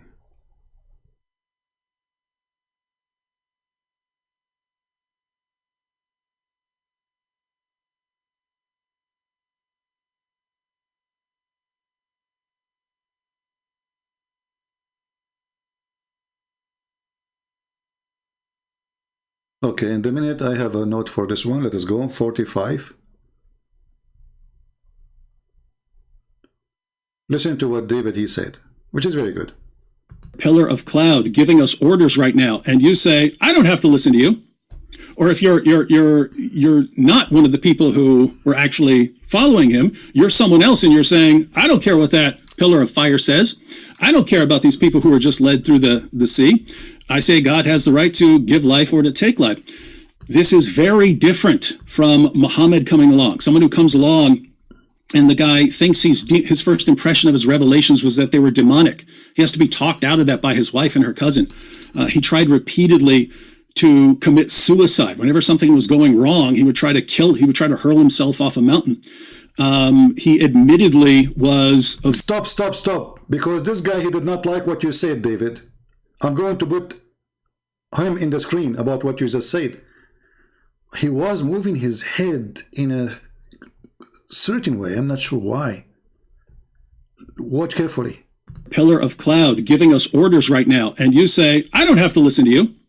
Or if you're not one of the people who were actually following him, you're someone else and you're saying, I don't care what that pillar of fire says. I don't care about these people who are just led through the sea. I say God has the right to give life or to take life. This is very different from Muhammad coming along. Someone who comes along and the guy thinks his first impression of his revelations was that they were demonic. He has to be talked out of that by his wife and her cousin. He tried repeatedly to commit suicide. Whenever something was going wrong, he would try to hurl himself off a mountain. Did you see how he moved his head? No, this is not true. Muhammad, he tried to kill himself. No. You are so cute. Look at his face. He's moving his head like a lizard. Let's go to the hadith.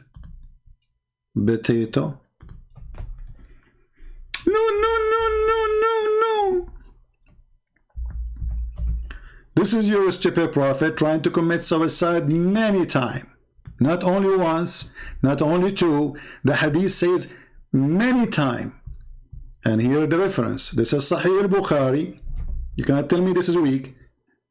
6982. So don't shake your head like a lizard. It says here that we heard that he intended several times to throw himself from the top of the high mountain, and every time he went up to the mountain in order to throw himself down, Jibreel would appear before him and say, Oh Habibi Muhammad, indeed you are a messenger of Allah. So obviously your prophet himself, he don't believe he's a prophet, because when he hear that, he calm down, he go home. Which means the reason for him to go and try to commit suicide, that he himself is the last one to believe he is a prophet. And look how stupid Muhammad is. He needed the angels to keep coming to him. It's like a spoiled boy. You tell him, he go in the floor, he starts shaking his head and crying, I want candy, I want candy, I want to go, and then his mom, she come and she give him a candy and he stop crying. This is your prophet. Each time he want to commit suicide, each time, how many times? The angel appear for him, and the funny is that the angel, he wait until Muhammad climbed the mountain. Look like the angel, he like to see Muhammad hiking.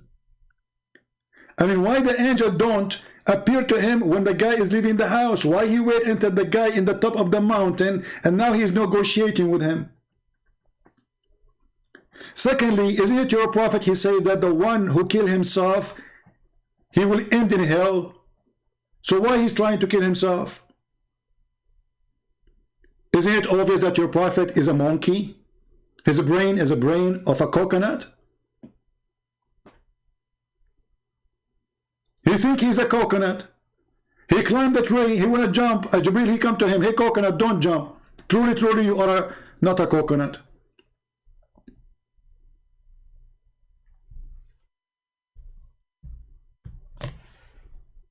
Go, David.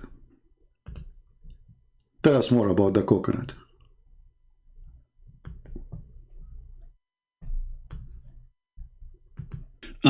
He admittedly was a victim of black magic that gave him delusional thoughts and false belief. He admitted that Satan tricked him into delivering revelations promoting polytheism. I mean, where do you see that in the prophet? Someone delivers a revelation, promotes polytheism, comes back later and says, the devil made me do it. So this is, it's not just, hey, there's not enough good evidence here, or there's not enough miracles. It's, this guy is the least reliable person in history. If I were... This is the best statement. He is the least trustworthy person in history. He's mentally ill. He's a child molester. He's a thief. He's a fornicator. He go to his son's wife and he flirt with her in the house of her husband. They are not divorced. She is under the roof of a husband. He flirt with her, and this is in your book. So when an idiot, he come and say, we have a law. Okay, shouldn't we ask who is the one who provide the law for you? We find that the law is coming from a guy who want to kill himself many times. From a guy, he been squeezed by an angel, and his wife, she discovered this is an angel or not by doing striptease. By a guy, he legalized for him that a Muslim, he can have 4 wives, but he can have unlimited wives. This is a law. It's a law of God, that God, he made a special law for Muhammad, and there's a special law for the Muslims. It's a law that you cannot marry a woman her husband is dead if she is the wife of Muhammad. Special law. Isn't it obvious that this person is mentally ill, creating law to fit with his jealousy? He don't want any man to sleep with his wives. How come he slept with women who they are widowed, but his widowed cannot sleep with women, with men who they are alive? He's dead now. Aisha, she can't get married. Khadija, she have 2 husbands before Muhammad. Muhammad had no problem to sleep with her because she is rich. So how come when his wives became widows, they cannot marry after Muhammad? Is that a law of God? You ask Muslims why a Muslim woman is better for her to marry if her husband died. They would say this will prevent the fitna, which means temptation. Okay, good. What about the wives of Muhammad? They don't have temptation? Their vagina is closed by rocks? Protected by Allah? What is the problem of the wife of Muhammad after his death? She marries someone else. So Muhammad obviously is the last trustworthy. Is it trustworthy to have a person, he go to your house and you are his son, and when you are not there, he flirt with the wife?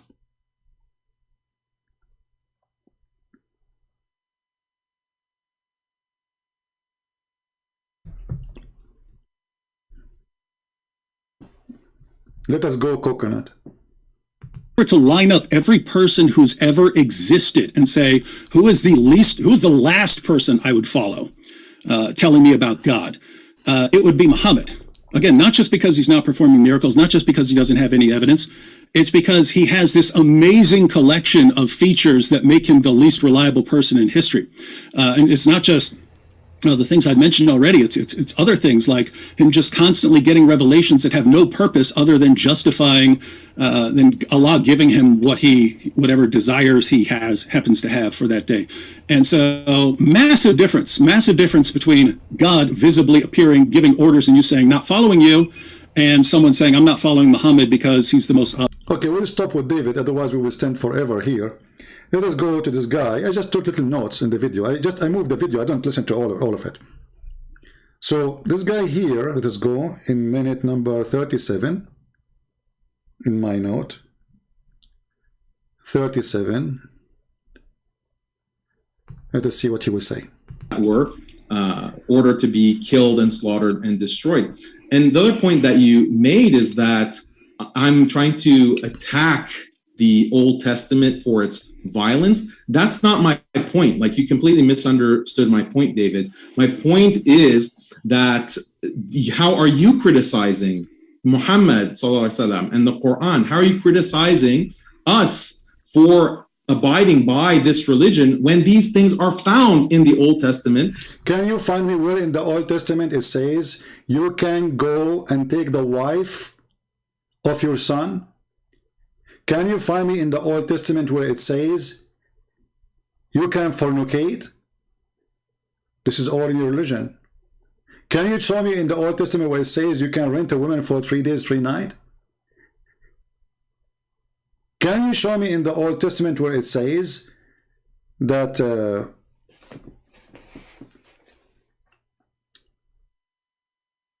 in the case of murder, we will go for that later, just wait for this one. Just wait.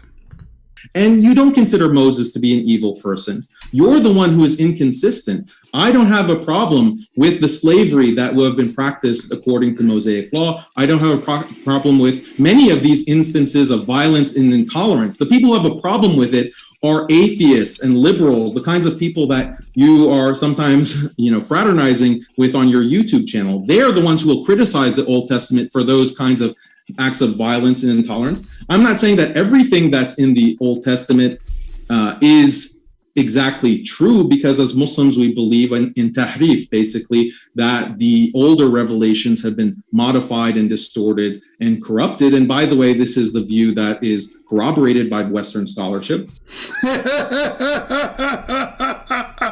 Western scholarship, he was just attacking the atheist, and now he take the atheist against what he say. Look how the stupidity. He says, I believe as a Muslim that I don't believe in the Old Testament because it's corrupted. So you idiot, if it is corrupted, so how you're a prophet? He say, I believe in thee and the one who sent thee. Remember carefully, he mentioned the Old Testament by name. As long the Old Testament, according to you Muslims, is corrupted,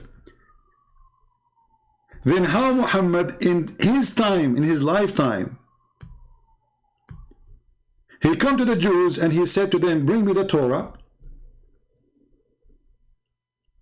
and he would draw the cushion from underneath of him and he placed the Torah on it. Look how much respect he's showing. And he's saying, I believe in thee and the one who sent thee. But you just said, I don't believe in thee and the one who sent thee. So you just confirmed that Muhammad, as David would say, he is not a reliable person. He's a stupid. Because if the book of the Jews is not true book, it's corrupted, as you said, then how your prophet, he swear by it and say, I believe in thee? One of you is a stupid. One of you is a liar. Either Muhammad, he knew it's corrupted and he's swearing by it, that will make him absolutely satanic, proving that he is a false prophet. Or Muhammad, he don't believe it's corrupted and he is swearing by it, and that will make you a corrupt liar. So which one? Here you notice the idiot. He said that the Jews, they corrupt the Torah, right? If you go and read the Quran, you will not see where it says they corrupt the Torah. It says يُحَرِّفُونَ الْكَلِمَ عَنْ مَوَاضِعِهِ. They change the location of words, and the story is the same hadith. A Jewish guy, he put his finger over the word stoning to death. He did not take the word. He placed his finger over it.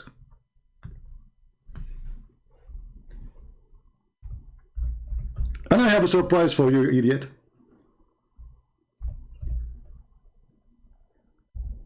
Your God Allah, he said to Muhammad, why they are asking you to be judge between them and they have the Torah?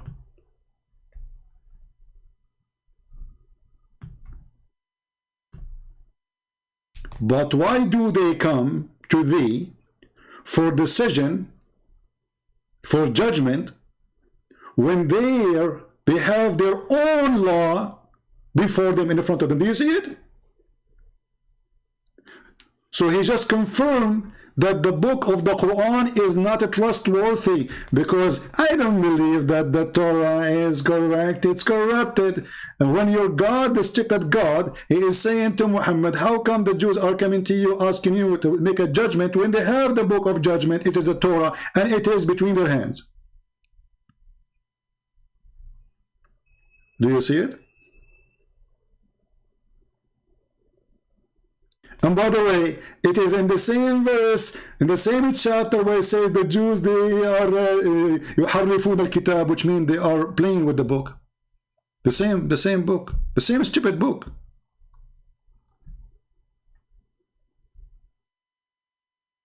Read it.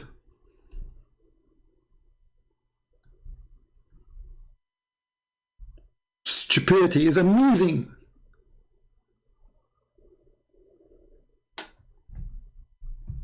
I mean, I cannot find Abdul, he have a little IQ to speak about. And actually, this, if we can call it a debate, this is a wonderful debate, because you just got your prophet busted. What more we want? The Quran confirmed the book between our hands.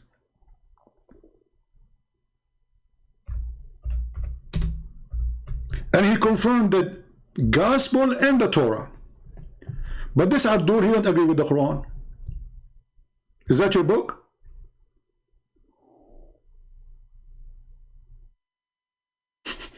Is that your book? And as long you are making an argument that Jesus did not bring a law, if this is what the Christian adopt in the New Testament, so why you stupid God, he confirmed what Jesus brought in the gospel? And read carefully, it says confirming what is with them. He did not even use the word gospel, by the way. He did not even use the word Torah, which means whatever is with them. All the books with them, Allah, he confirmed. And we just showed you that Muhammad, he take an oath of it. So do the Quran confirm or does not confirm?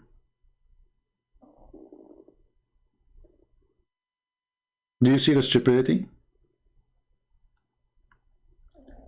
And when this guy, he say and he speak that Quran and Islam brought a law, can you tell me the law of rape in the Quran? For sure there's no law, because Muhammad is a rapist. And as long the Quran is made by God and you have a law, what kind of God he changed his law every few days? Let us read together, because I want to finish this video, otherwise it's going to take forever. For whatever this guy, he said, it's a horrible for his religion, not for us. He said nothing, except he got his prophet busted. He said that the Bible is corrupt, the Torah is corrupt, his prophet, he swear by it. He said it's corrupt, and the Quran says confirm it. He says it is not to be followed when the Quran says why they are asking you about judgment when they have the book between their hands. And then we find this.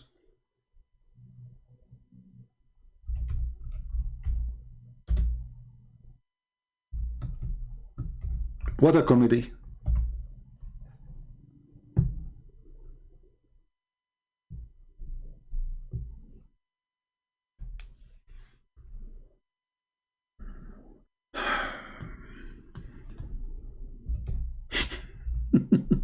You have a book of law?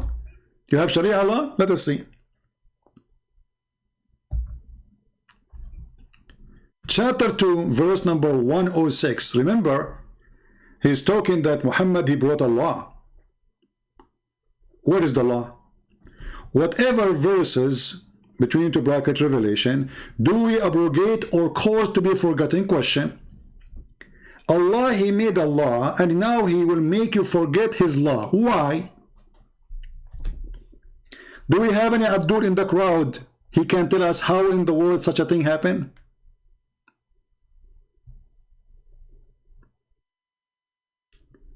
First of all, he just said that the Bible is corrupt, but based on this verse, the Quran is corrupt too. Because based on this verse, there is somebody, he make us to forget the law of God. Based on this verse, the one who calls us to forget is Allah. But this doesn't mean that Allah is a stupid, mental psycho. He make a law, and then he wants us to forget the law he made. As an example, Allah, he made a law that women, she can give her breast to a stranger. The Muslim, they claim that a goat ate the Quran and she ate with it the stoning to death and the breastfeeding for adult. Question: the goat, she ate the verses of a breastfeeding for adult. Did she eat your memory too? As long you are saying we have a law and our law is preserved, well, the goat, she ate the paper. Did she eat your head? Did she go to every Muslim house and she eat her memory, his memory? And what kind of, he said to us, if Jesus is, then Jesus should condemn. Did Jesus say to a woman, if you see a man and he is not lawful for you, give him your breast and let him suckle it 10 different times? Is that a certified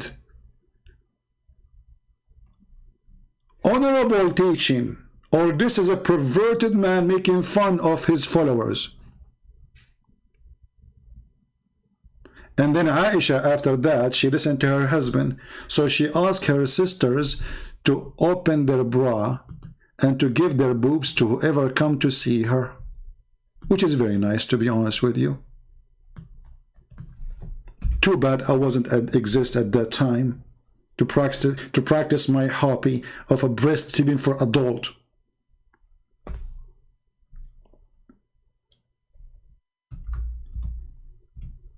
Is that a law of God? A woman, she give her boobs to a stranger? You will say, oh, this is only was a license for one. Your God, he made a license only for one woman, and it is a breastfeeding for adult? 10 times? By the way, why 10 times? What about 5 times? What about 2 times? I mean, do you think like 1 time will not do it? Like what will happen if we do, 10 times, 10 times? What about if it's 9.5? So now anyone when I come to Aisha, he have to go to her sisters and he have to suckle the sister of Aisha boobs 10 times. So when Abdul, he come to us and he say we have a prophet, he have Allah, he has God, and how he can criticize us. We go, we see how Jesus, he stand against all this garbage. What is this? Breastfeeding for adult. It's a revelation from God. Secondly, when the goat, she ate the stoning to death verses, why we cannot find it in the Quran? Is that something Muhammad, he took from the Jews, and we just showed you the verse where Muhammad, or the hadith, where Muhammad, he took the Torah and he swear by it?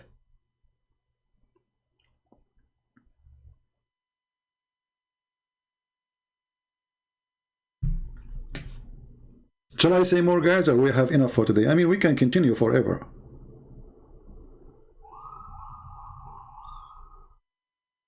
You know what I mean?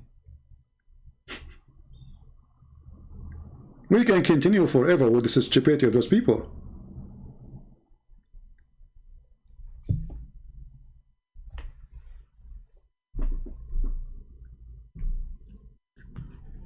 This guy, he said in the video, I have in my note here in the minute 41, I think. Let's see. You see, I was just going over the video, like I moved the mouse. I'm not going to listen to everything. And whatever he say in that moment, I save it. Minute 41. 41. Let us go to 41.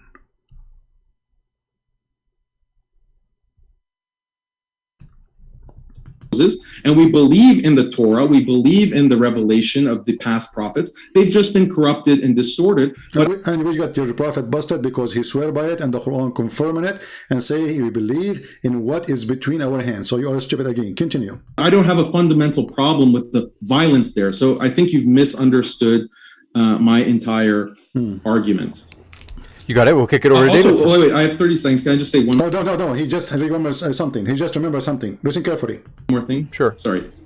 So also, you cited a lot of Augustine. You cited a lot of different Christian authors. I don't think that's really relevant because I can also cite many Christian authors who said very intolerant things, and Christian emperors, Theodosius, who was very intolerant. You see here the stupidity is, I can recite Christian who say intolerant things. We are talking about God teaching. We are talking about Jesus teaching. And you are talking, okay, Christian Prince, he says something. What does this have to do with Christ? Look what he will say now. Tolerant with his policies. You have to go back to the original sources because that's how you criticize Islam. You look at the Prophet, peace be upon him. So when you're justifying just war theory and so forth, place it in Jesus's actual teachings. Thank you very much. We place it in Jesus' actual teaching and we place it in Muhammad's actual teaching. So the actual teaching of Muhammad to go and attack the tribe of Safiya, and then he killed the husband, the brother, she was a bride, and the father, and then he raped her before he left the town.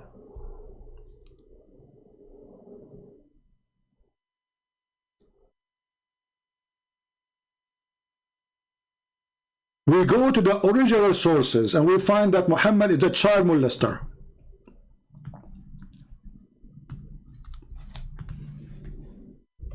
Who have a sexual desire after a child.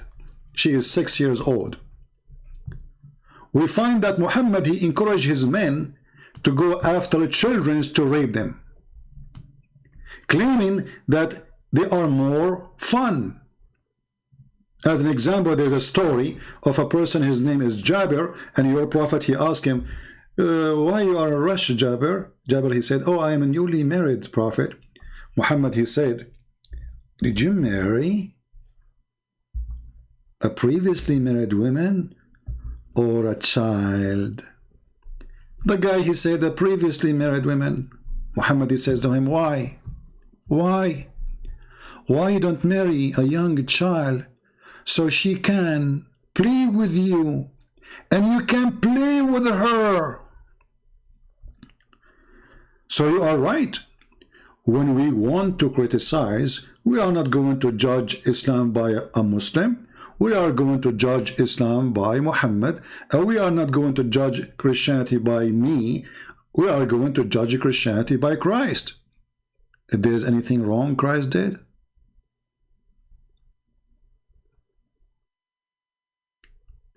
when the man, he answered his prophet, he said to him, well, I dislike to marry a child like the orphan I have in my house.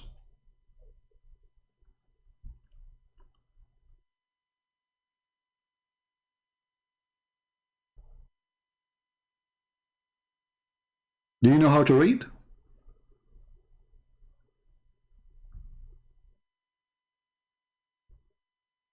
Read carefully what the man, he responded to the perverted Prophet Muhammad. He asked him, did you get married, Jabir? He replied, yes. He asked, is she a virgin or a matron? What kind of a question this question is? Here you see how low this man is. Why you are asking about the status of the vagina of the wife? Because all the question here is not about who is she. He's not asking who is the woman. He's not asking him, is she good? You like her? He's asking how her vagina now. Is she a virgin? Imagine you meet a friend in a coffee shop and he said to you, hey, did you get married? You say yes. He said, tell me about her vagina. Is it virgin vagina or it is not virgin vagina? The guy, he said to him, well, no, it's not virgin vagina. It's been used. I replied, oh, she have a unvirgin vagina? He said, why? Why don't marry a virgin girl? This is the Muslim translation, by the way. So that you might play with her and she play with you. Like a stupid idiot. What the vagina, which is virgin, have to do with the playing now? Do you see how we got them busted with the translation? It is, yes, it's about a virgin, but it's about a child. Because if the woman, she is widow, or a woman she have previously married, or a woman she is a virgin, still you can play with her. So what the problem? So do you think if the woman she have a previously used vagina, you cannot play with her? Like that's it? When the women, they lose their virginity, they don't play?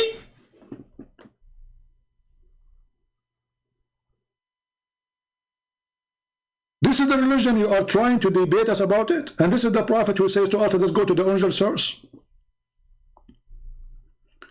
What playing with her have to do with her having a used vagina or unused vagina?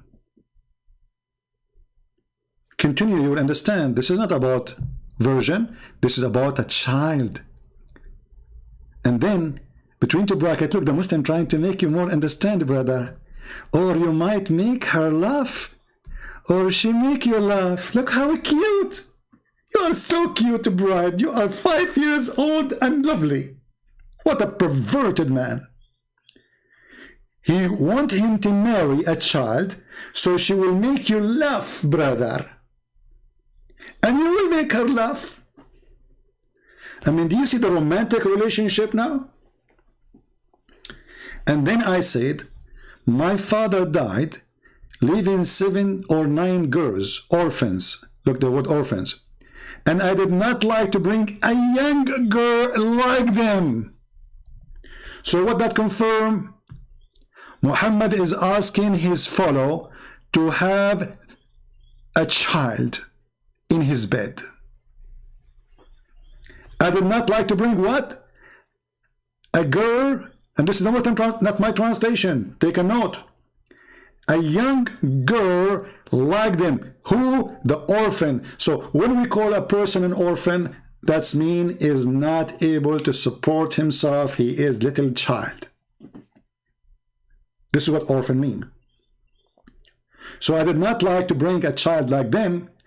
I married a woman who can look after them. Do you see it? So don't criticize, criticize by the original sources. Well, this is the original sources. And this is Sahih al-Bukhari. Because I know you will say, you will touch your nose, and then you touch your ass, and then you scratch yourself, and then you take a booger, and then you put it in your mouth, and then you say, I heard nothing. No, you heard it. This is al-Bukhari.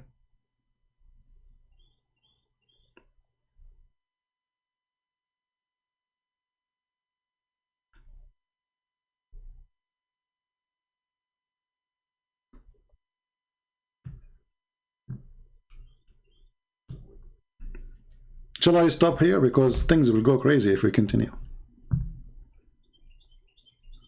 What do you think, guys? It's enough? We have now, man, 2 hours and 4. We did not even play 5 minutes of the video.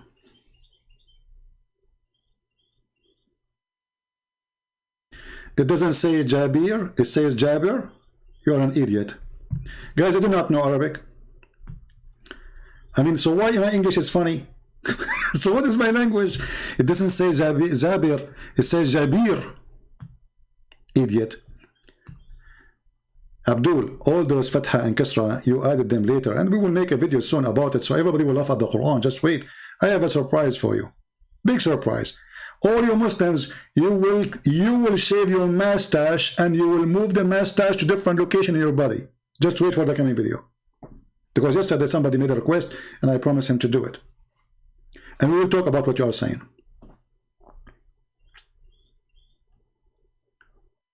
How in the world this can be a religion? Oh, we need to take commercial break? Oh, okay. I know about that. Commercial break. Shall we take commercial break? I don't know.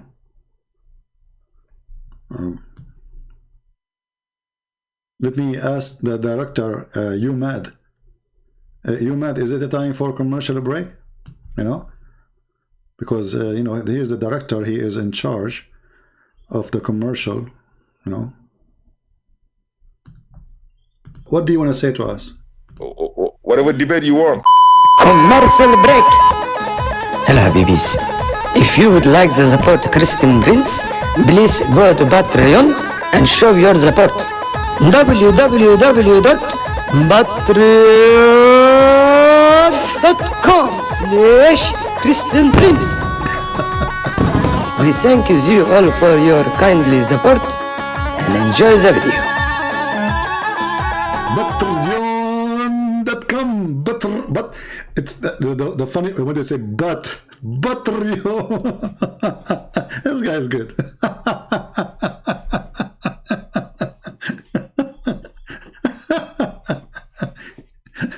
It's really a priceless commercial break. Imagine we play this in CNN or Fox News, like www.Patreon Christian Prince. That's so good. And by the way, this is from Sahih Bukhari too. The Patreon can be found in Sahih Bukhari. Hold on. You see, speaking about donation, have you ever heard of a God saying to the followers, give me a mortgage? Why Allah cannot make gold come from the ground? This is a verse Mimi Hijab, after he debated David Wood, he went online 2 hours after, 3 hours after actually. He did not sleep, the guy. He was so excited because now it's time to collect money. I just showed the Muslims I can debate David Wood. So he said to them, brothers, sisters, this is Ali Dawa was talking, who is going? We are the one who is protecting Islam. 170-something thousand left Islam last year, brother. We are the one who is defending Islam. Who is going to give a mortgage? And then the Mimi Hijab, he took the microphone and he says, who is going to give Allah a beautiful loan? And then Allah will double to his credit multiple times. So we give a loan to Allah by giving it to Mimi Hijab. Do you see the fraud and the scam? What kind of God? He is begging for money. You see, if somebody says, hey guys, help us in donation, he is a human, he need to pay for gas, he need to pay for food, he need to make living. This is Allah. So Allah is, who is going to give Allah a mortgage? So Allah will give him, okay, is that a metaphorical? No, it's a money. And Muhammad, he promised those who gave him mortgage, which is he will not pay back, that he will be in a corner lot in heaven. He promised them heaven. You see, the Muslim, they say to you that the Pope of the Catholic, he promised people like in a certain time to go to heaven if they give money. And he gave them his signature. This is in the Quran. And this is a fake news.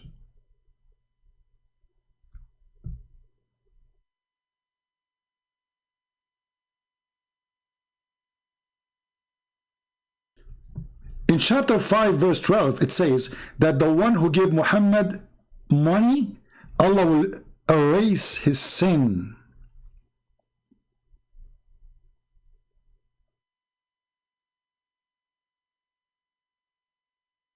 And this is supposed to was given to the Jews. So according to Islam, the one, erasing sin started with the Jews. If you pay money, Allah erase your sin.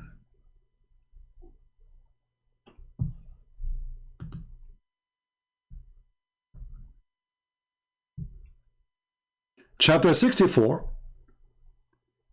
it says clearly that the one who gives Allah a mortgage, Allah will open a credit card for you in heaven and he will forgive you.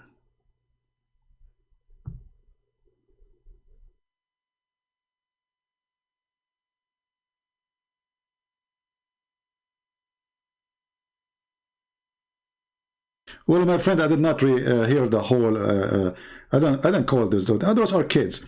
I did not hear the whole thing. I go over the video. I move the mouse. I have no time. I was sitting, doing some more work translating the Quran. So I said, let me see what happened yesterday. And I was moving the video, and I stopped here, and I skipped most of the talk. David Wood. Actually, I stopped only twice with David Wood talking. But anyway, here you see how silly, how stupid this religion, and how silly their argument is. In the same time, David Wood, he asked him, how come Muhammad, he don't have a miracle? I don't know if he answered. Did he answer that? As I said, I did not watch the whole video. David Wood, he said to him, how come Muhammad, he don't have any miracle to prove that he is a messenger of God? I'm not sure if he answered that ever. If you go in the Quran, you will find that it's chapter 13, and this is the end of the Quran. Chapter 13, by the way, somebody might say, well, it says chapter 13, so how this is in the end of the Quran? My friend, Muslims agree that the Quran they have today is not according to revelation. And this is one of the funny things about that the Quran says those who change location of verses or words, they are corrupting the book. But that's what the Muslims do. So in chapter 13, which I think is a chapter 96 in the original according to Revelation. You can go to according to Revelation and you can confirm the number if I'm wrong. I think it's 96. So chapter 13 in the Quran, which is today Quran, chapter 13, it is not 13. In verse number 7, which means at the end of Islam, Muhammad is almost dead. People are still saying to him, how come you don't have any miracles?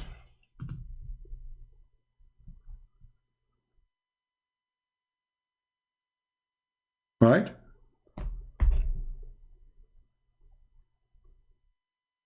Do you see it? So Muhammad now, he spent all his life claiming to be a messenger. And yet Muhammad, he have zero miracle.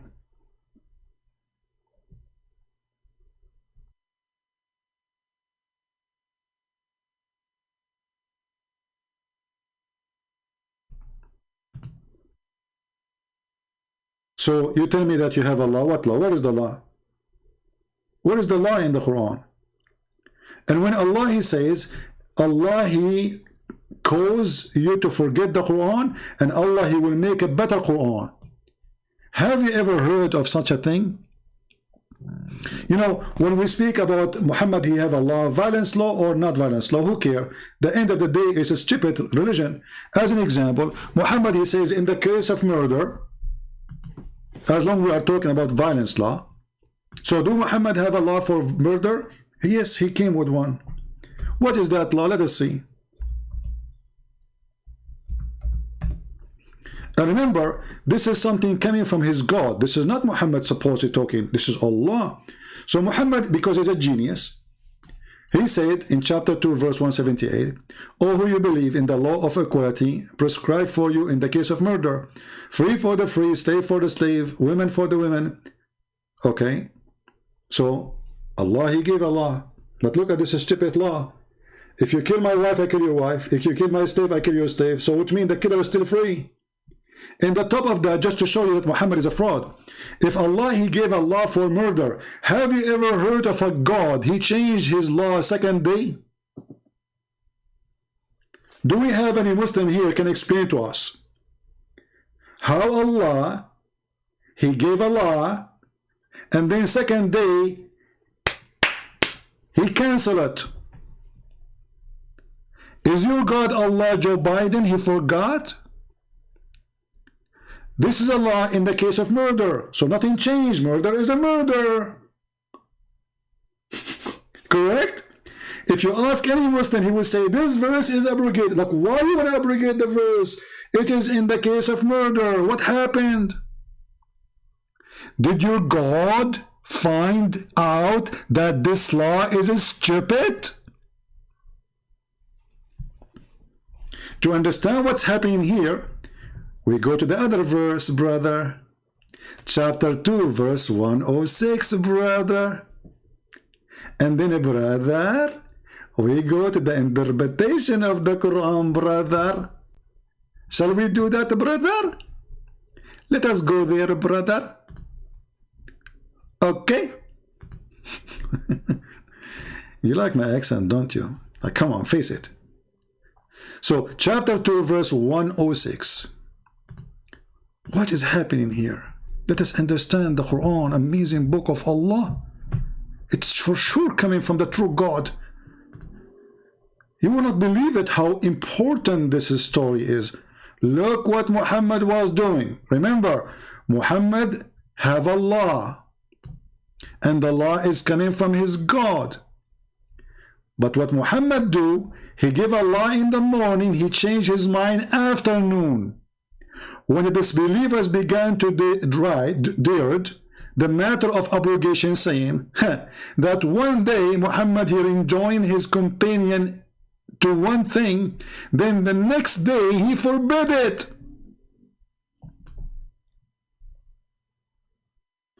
Isn't this a clear proof that Muhammad is mentally ill? Imagine God is making a law. Is that you, CP? No, I don't know. I need to call a friend. Can I call a friend? Is that you, CP? No, it's not me. Is that connect? But the guy is asking, are you CP? Brother, sister, some people they are confused about me. Some people they think I'm CP. In fact, I'm not CP. I'm Dr. Zakir Taik. And I can move it to you. I have a beard, I'm trying to grow. I'm with a manure. What do you mean? Is that the UCP? Anyway, so listen carefully. There's a God, his name is Allah. Let me draw this one. This one needs to be drawn. It's hard to some people to understand. So I need to use some art, some artistic. It's time for art, brothers and sisters. So you can able to digest the logic of Islam, brother. It's very hard to digest such a teaching. So there is a God. His name is Allah. He lives in the blue sky. Allah is not blue, but he lives in the blue sky, okay? In the top of the blue sky. This is the blue sky, okay? And Allah is there. I want to draw him in white, but the background is white, so you will not be able to see Allah. So excuse me, Allah, I have to color you. I will use a color you like. Usually it's pink, but I don't have it. So this is Allah, brother. And he is sitting in the top of his chair, as the Quran says.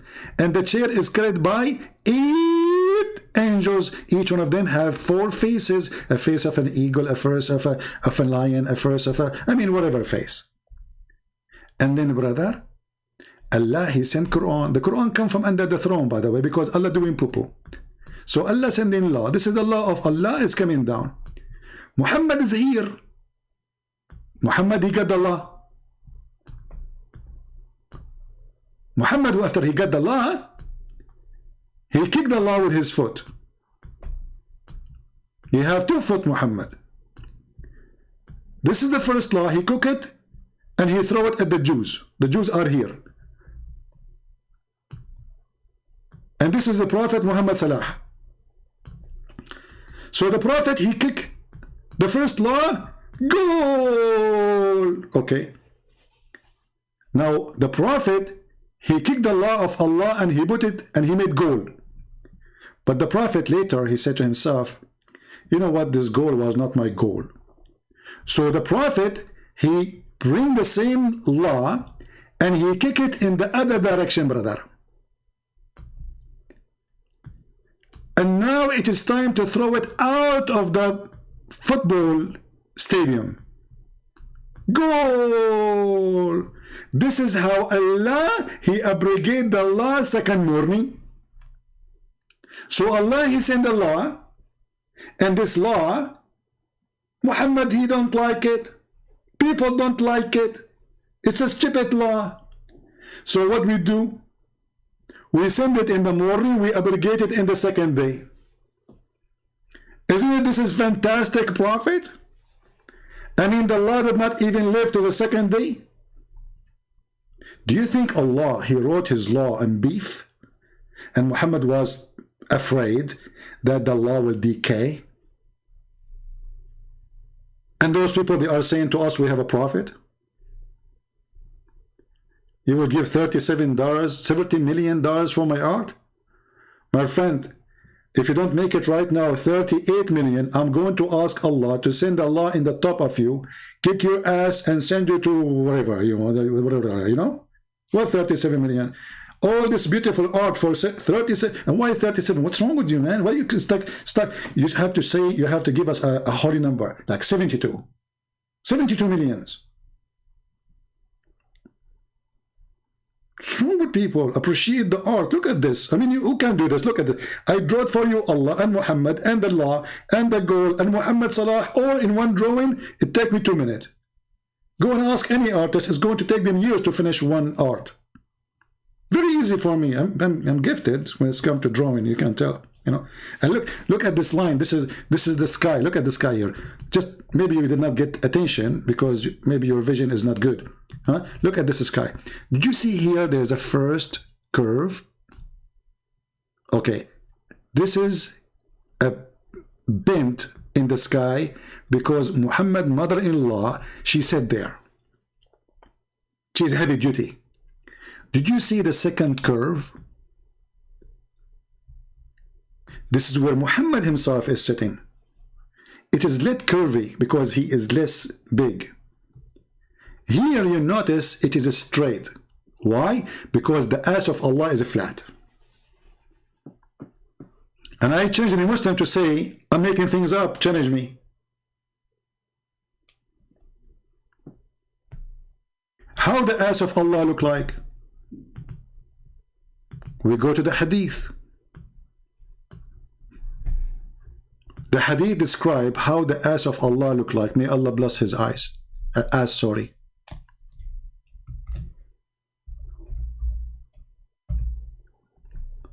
Read, Abdul, read. This is your God describing how his ass is.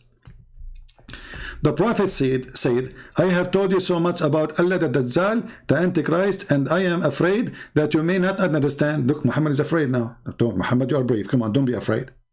Christian Prince, he's not afraid from war. He's afraid that his followers are a bunch of idiots and they won't understand. Okay, I agree with you.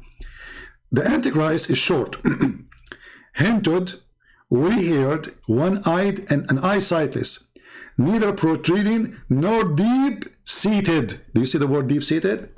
They cannot hear. Later we will find that the deep-seated guy is exactly how Allah looked like, except the eye is different. Read carefully. If you are confused about him, know that your Lord is not one-eyed. So what the only difference is? Allah, brother, is short. Number one, he is hinted. I don't know if I'm saying the word correctly, excuse me.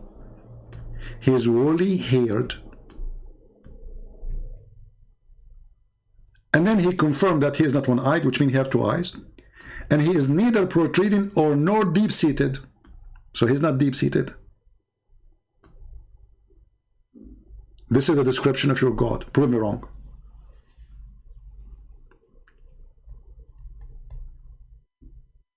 We go back now to the Allah, Prophet, and his God, who he received inspiration from Allah, and he made Allah, and the second day he forbid it. Isn't it this is a clear sign that Muhammad is coming from God? I mean, think about it and be honest. I finally catch CP live and I am dying laughing. Well, as long as you are not a female, I am fine with that. Oh boy.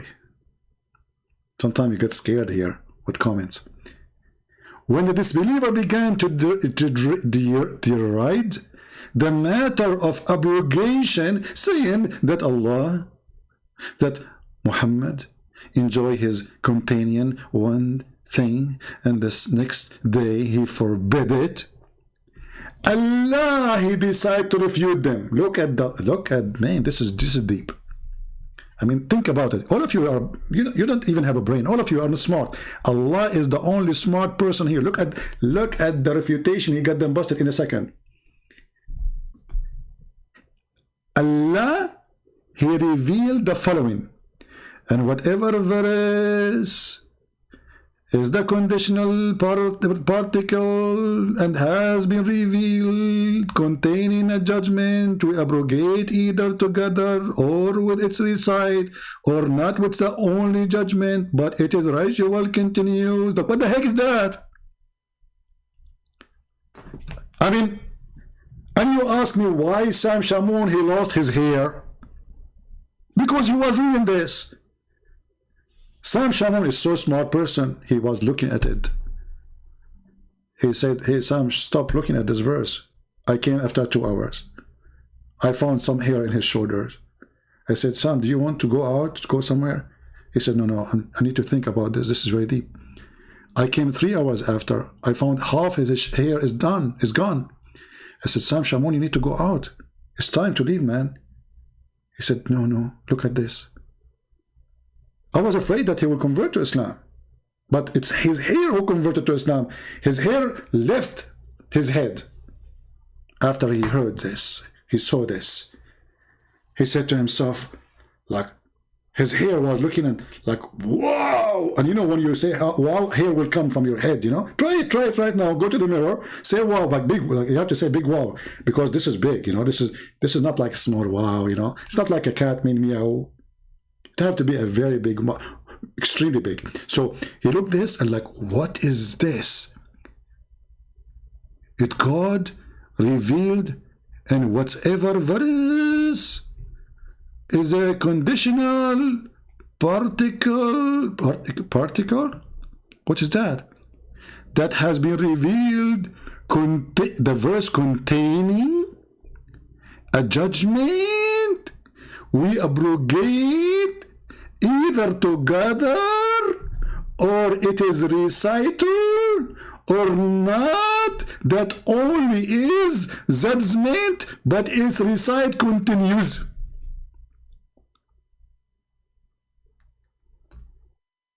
I cannot say more. I mean, how many of you is in love with the wisdom of this God who sent a verse in the morning containing a judgment and law, and second day Allah he decide forget. And actually, if you go to the verse, it's even more hilarious, because the verse says that Allah is going to compete with Allah and he will make Quran better than the Quran of Allah, which is previously made by Allah. Should I draw this one too? Okay, hold on, let me draw it for you. Because here it says, read carefully. We bring a better one or similar. Oh, look, what the heck? That's beyond intelligence. This is supreme intelligence. Allah will make us forget the Quran. He will cause us to forget the Quran. And the purpose, brother, to bring something better or similar. I will explain to you, because all of you are kuffar and you have no idea how amazing Allah is. Time for art.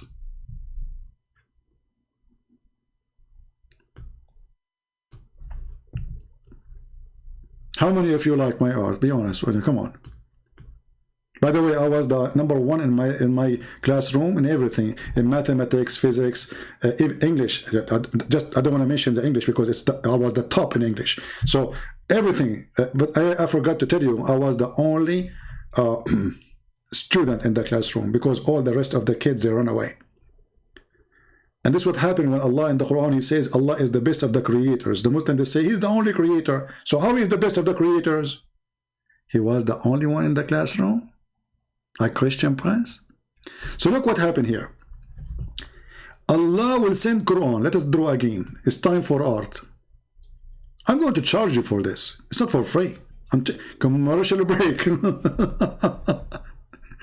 And by the way, somebody says to me, I noticed that not many people are donating. He said, because you are making your videos unblocked.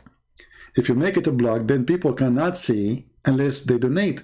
I said, my friend, you got me wrong. Yes, we everybody need support, but I am not here because of the support. I'm here to teach and to reach out to every human being, the poor before the rich. And those who can support us, thank you very much. And those who cannot, thank you very much too. They cannot anyway. So we are not here going to make a video blocked and make it only available for those who have money. We are not doing business here. My service is for free for everybody. So those who donate or they don't, for me, they are equal. However, for sure, those who support, that means they are showing that they mean it and they are truthful. So this is an answer for the one who said. Now we go back to the topic. So Allah, He made Quran. This is the first Quran Allah He made. Look at this art here, look. This is the first Quran, brother.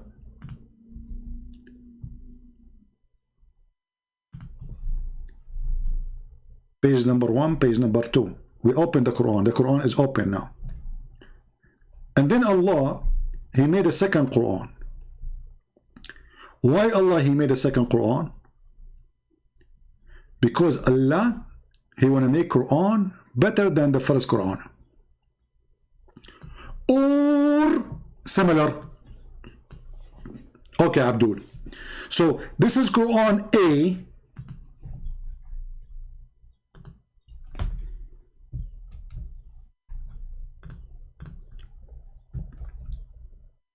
Why this thing is not working?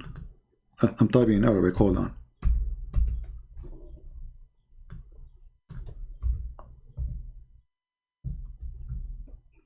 This is Quran A. And this is Quran B.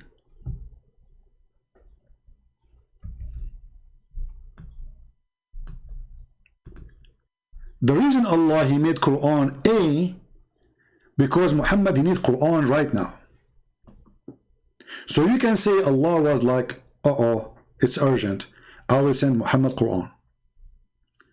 Then after Allah He sent Quran A to Muhammad, and let us put Allah in His throne. Hold on, we forgot Allah. That will be cheating. We have to mention the one who made the Quran. He's here in the chair. This is Allah. He is sitting on the chair.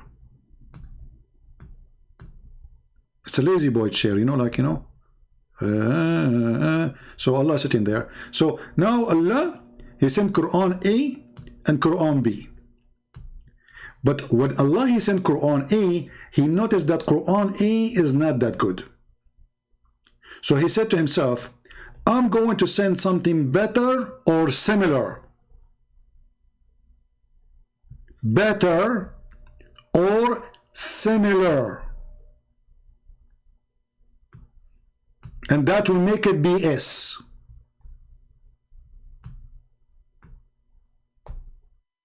Quran. Think about it. The new BS Quran, better or similar,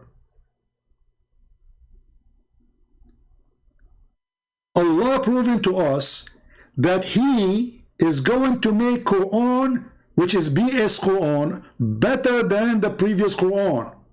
Which means Allah, He is not Allah, because Allah Quran should be always perfect. But Allah, He found that His first Quran is better, and is not better. He need to fix it.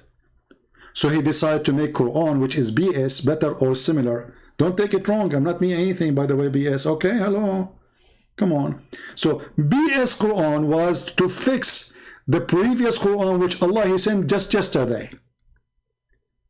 I mean, do you see how fast the connection between Muhammad and his God?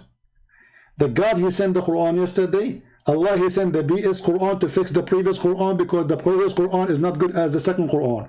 What is making it more stupid is going to send a similar Quran. So why you are for abrogating the first Quran if it's a similar Quran?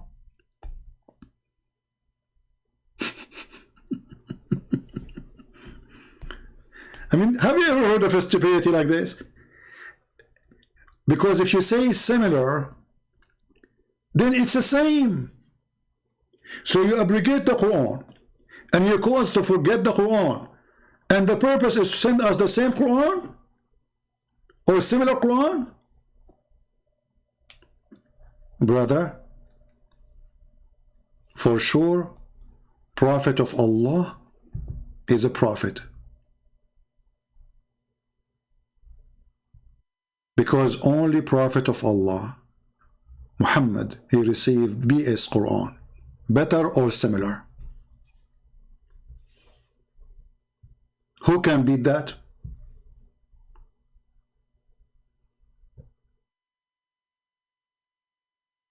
Nobody. We have to be honest here. Yeah, exactly. It takes the angels 1,000 years to deliver a message, to go up 1,000, to go down 2,000 years.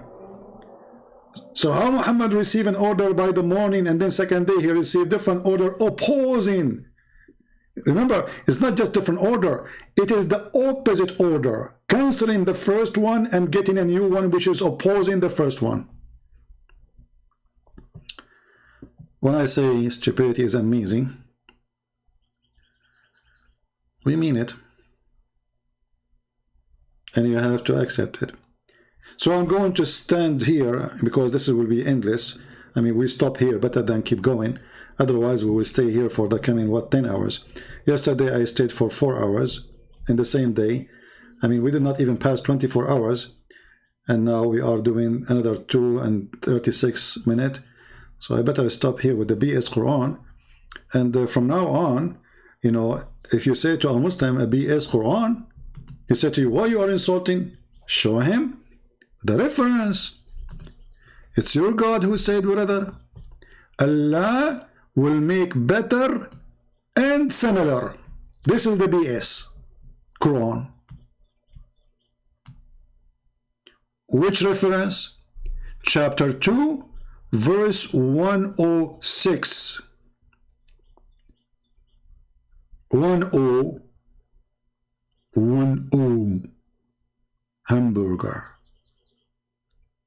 Muhammad is the one who want to teach us Arabic, but his Arabic is horrible. His book is God. Even his God, he agree that he have sent a horrible book and he is going to cause. And look at the cheating here. He wants you to forget so you don't remember how stupid it was. I wish I can do that, man. Because sometimes we do stupid things to ourselves too. Imagine. Like, you know, let us say you are married and you do a stupid thing, whatever thing. And now what your wife, she is angry from you. And now you have a control. You make her forget what you did. Man, that's so good. Especially if your mother-in-law is behind your wife now. You look at them both and you control them. Forget what I said. And you say to your wife, hey, honey, did you hear what I said 5 minutes ago? She said, you were not here. You were here? She forgot everything. And now you can give her a better Quran from what she heard 5 minutes ago. And that the new Quran you will give her is the BS. So with the BS Quran, we say to you, thank you for being here. And I hope you will not have a BS weekend because we have enough BS Muhammad. And we don't want to end with let us go Brandon. We want to end with the commercial break maybe, because that is more legal. And by the way, this guy who is telling us about Allah and the law of Allah and Muhammad is a prophet of Allah, I am worried, brother, because soon I'm going to go to the bathroom. I'm not sure what I will do there. I can tell you later. But it is kind of interesting. It says, yeah, when you give the adhan, the shaitan, he not only runs, but the hadith says, lahu durat. You know what durat is? Durat is... Now I just taught you something through Allah, how to make fart using your hand. So I want every one of you, get your children and practice something according to Allah is lawful. You put your mouth on your hand. You blow air in your mouth and don't let it go until you have enough air. And then you blow it all the way until your mouth cannot take it no more. And that is the fart of Shaitan. He runs, and as he's running, his fart comes out. Lahu. Hey brother, is that the fart of this guy was debating David Wood, or this is different standard of fart? I'm just asking. Durat. I'm not making this the hadith. He's not making it. This is hadith, the prophet, the scientist, the logic, the religion, the God. Allah, he told Muhammad this message. He said, how Muhammad knew this? Allah, should I draw this one too? Allah, he sent a message to Prophet Muhammad. He says, Muhammad, urgent, urgent, urgent. Muhammad, he opened, he says in the top secret, fart information. Muhammad, he opened the paper to read the letter of Allah, which is sealed by wax. Okay, come on, stamp, top secret.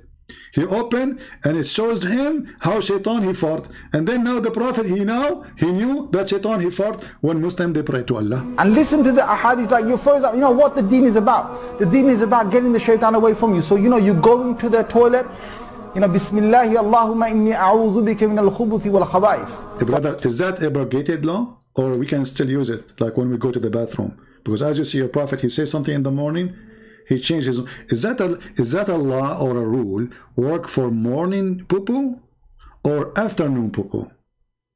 I mean, I'm just asking because time changed everything. Allah protect me from these devils. You go in there with your left foot. The left foot you went in, you get a reward for that. You're in the toilet, Shaitan can't see you anymore. That's in a hadith. Guys, I have to go and get reward. Give me a second, okay? Honestly, I need to go to, because my reward is waiting for me in the bathroom. The second you got there, brother, with your left foot, you got the reward, brother. And that person was debating David Wood about logic, about law. What the heck is that? Second you enter with the left foot, you got reward? Hey guys, what do you think if we make a bathroom reward party as Muslims? So what we do, like we bring like 1,000 Muslim and we rent a bathroom, big one, public one. And all day you do nothing. You get in with the left room, you get out. You get in with the left room. By the end of the day, do you know how much reward you can get? I mean, you will not work for the coming century. You go to the bank, you find your account is full of money. Anymore, that's in a hadith, right? If you don't say the dua, what happens is the Shaitan not only comes inside, but the hadith of Tirmidhi says he plays with your bowels. That is dangerous. The Prophet, he knew what is happening in your anus as we speak. He knew it. And this is what the Quran is saying. Allah will send something better. This is the better. This is the BS Quran. The BS information Muhammad he just received is abrogating the BS previously. And this BS, it is about farting and about your anus and what Shaitan is doing to your anus. So thanks to Allah and His Prophet, otherwise our anus was at risk. But now we know how to protect our anus. We go with the left foot. And then we say certain words. And then the second you say certain words, you will become invisible. Brother? In a hadith, right? If you don't say the dua, what happens is the Shaitan not only comes inside, but the hadith of Tirmidhi says he plays with your bowels. He plays with your bowels. So you're inside there, you're thinking you're going to be out there in 5 minutes. He's taking you 20 minutes and you're still not halfway there. You know what? I mean, do you see the music in the background? I don't know, most of you are not getting attention because your ears is not musical like mine. I'm thinking to convert to Islam just because of the music. Like, what is that? I mean, look at the music they put in the background. Like, what is that? Allahumma inni a'udhu bika min al-khubuthi wal khaba'ith. So Allah protect me from these devils. You go in there with your left foot. The left foot you went in, you get a reward for that. You're in the toilet, Shaitan can't see you anymore. He can't see you. You become invisible. This is what happened. I went last time to get my my new gun license. I went inside and I made a mistake. I entered to the government building with the left foot. They call me. They call my number. And I went there, I sit in the chair in the front of the lady there, and she kept calling me. She could not see me, brother. And I was saying, like, I'm here, I'm here. She heard my voice, she was looking, where's the guy? Where is the guy? I said, I'm sitting in front of you. And she was looking like, where? I said, I am in front of you. And then she extended her hand, and she, you know, I mean, she don't mean it. She put her finger on my nose, because this way the voice is coming from my nose, not because after you after you became invisible, the only things is working is the holes in your nose, you know, so the voice comes from there. So I was saying, I'm here, you know. So I became invisible. She did not saw me. I said, how? She got scared. She said, are you a genie or something? I said, I'm not a genie, and I am not in the ball. She said, prove it. So I had to get out, entering again, but this time not with the left foot. And I told her, this is me. She could not believe it. And by the way, she became a Muslim now. This is a true story. I have witnesses. You know, I have witnesses. I mean, I can give you their names. They are like 1,000 witnesses, but I forgot their names because Allah, He gave me the BS Quran. So the second you enter the bathroom with the left foot, I mean, I cannot get over those videos. I have to use them every day. You became invisible. It's in a hadith, right? If you don't say the dua, what happens is the shaitan not only comes inside, but the hadith of Tirmidhi says he plays with your bowels. He plays with your bowels. So you're inside there, you're thinking you're going to be out there in 5 minutes. He's taking you 20 minutes and you're still not halfway there. You know why? Because shaitan is going, ooh, la la. See, the hadith told you, I mean, the hadith said what we can say. So I think it's better to stop here, because as you see, Islam logic is behind any logic. Muslims are always right. Allah, He make a Quran, and then He abrogate the Quran, and then Allah, He confirm the Bible, and then the Muslim deny the Bible, and then Allah, He says, I confirm what is between their hands, and then the Muslim, they say the Bible is corrupted. And then Muhammad, he grabbed the Torah and he swear by the Torah, and then Abdul, he will say to you the Torah is corrupt. And Muhammad, he is respecting the Torah and taking oath in the Torah because it's corrupt, brother. And it's very confirmed, brother, that everything in the Bible is not true, including the crucifixion, to the point that the Quran witness that the Christian, they saw Jesus on the cross.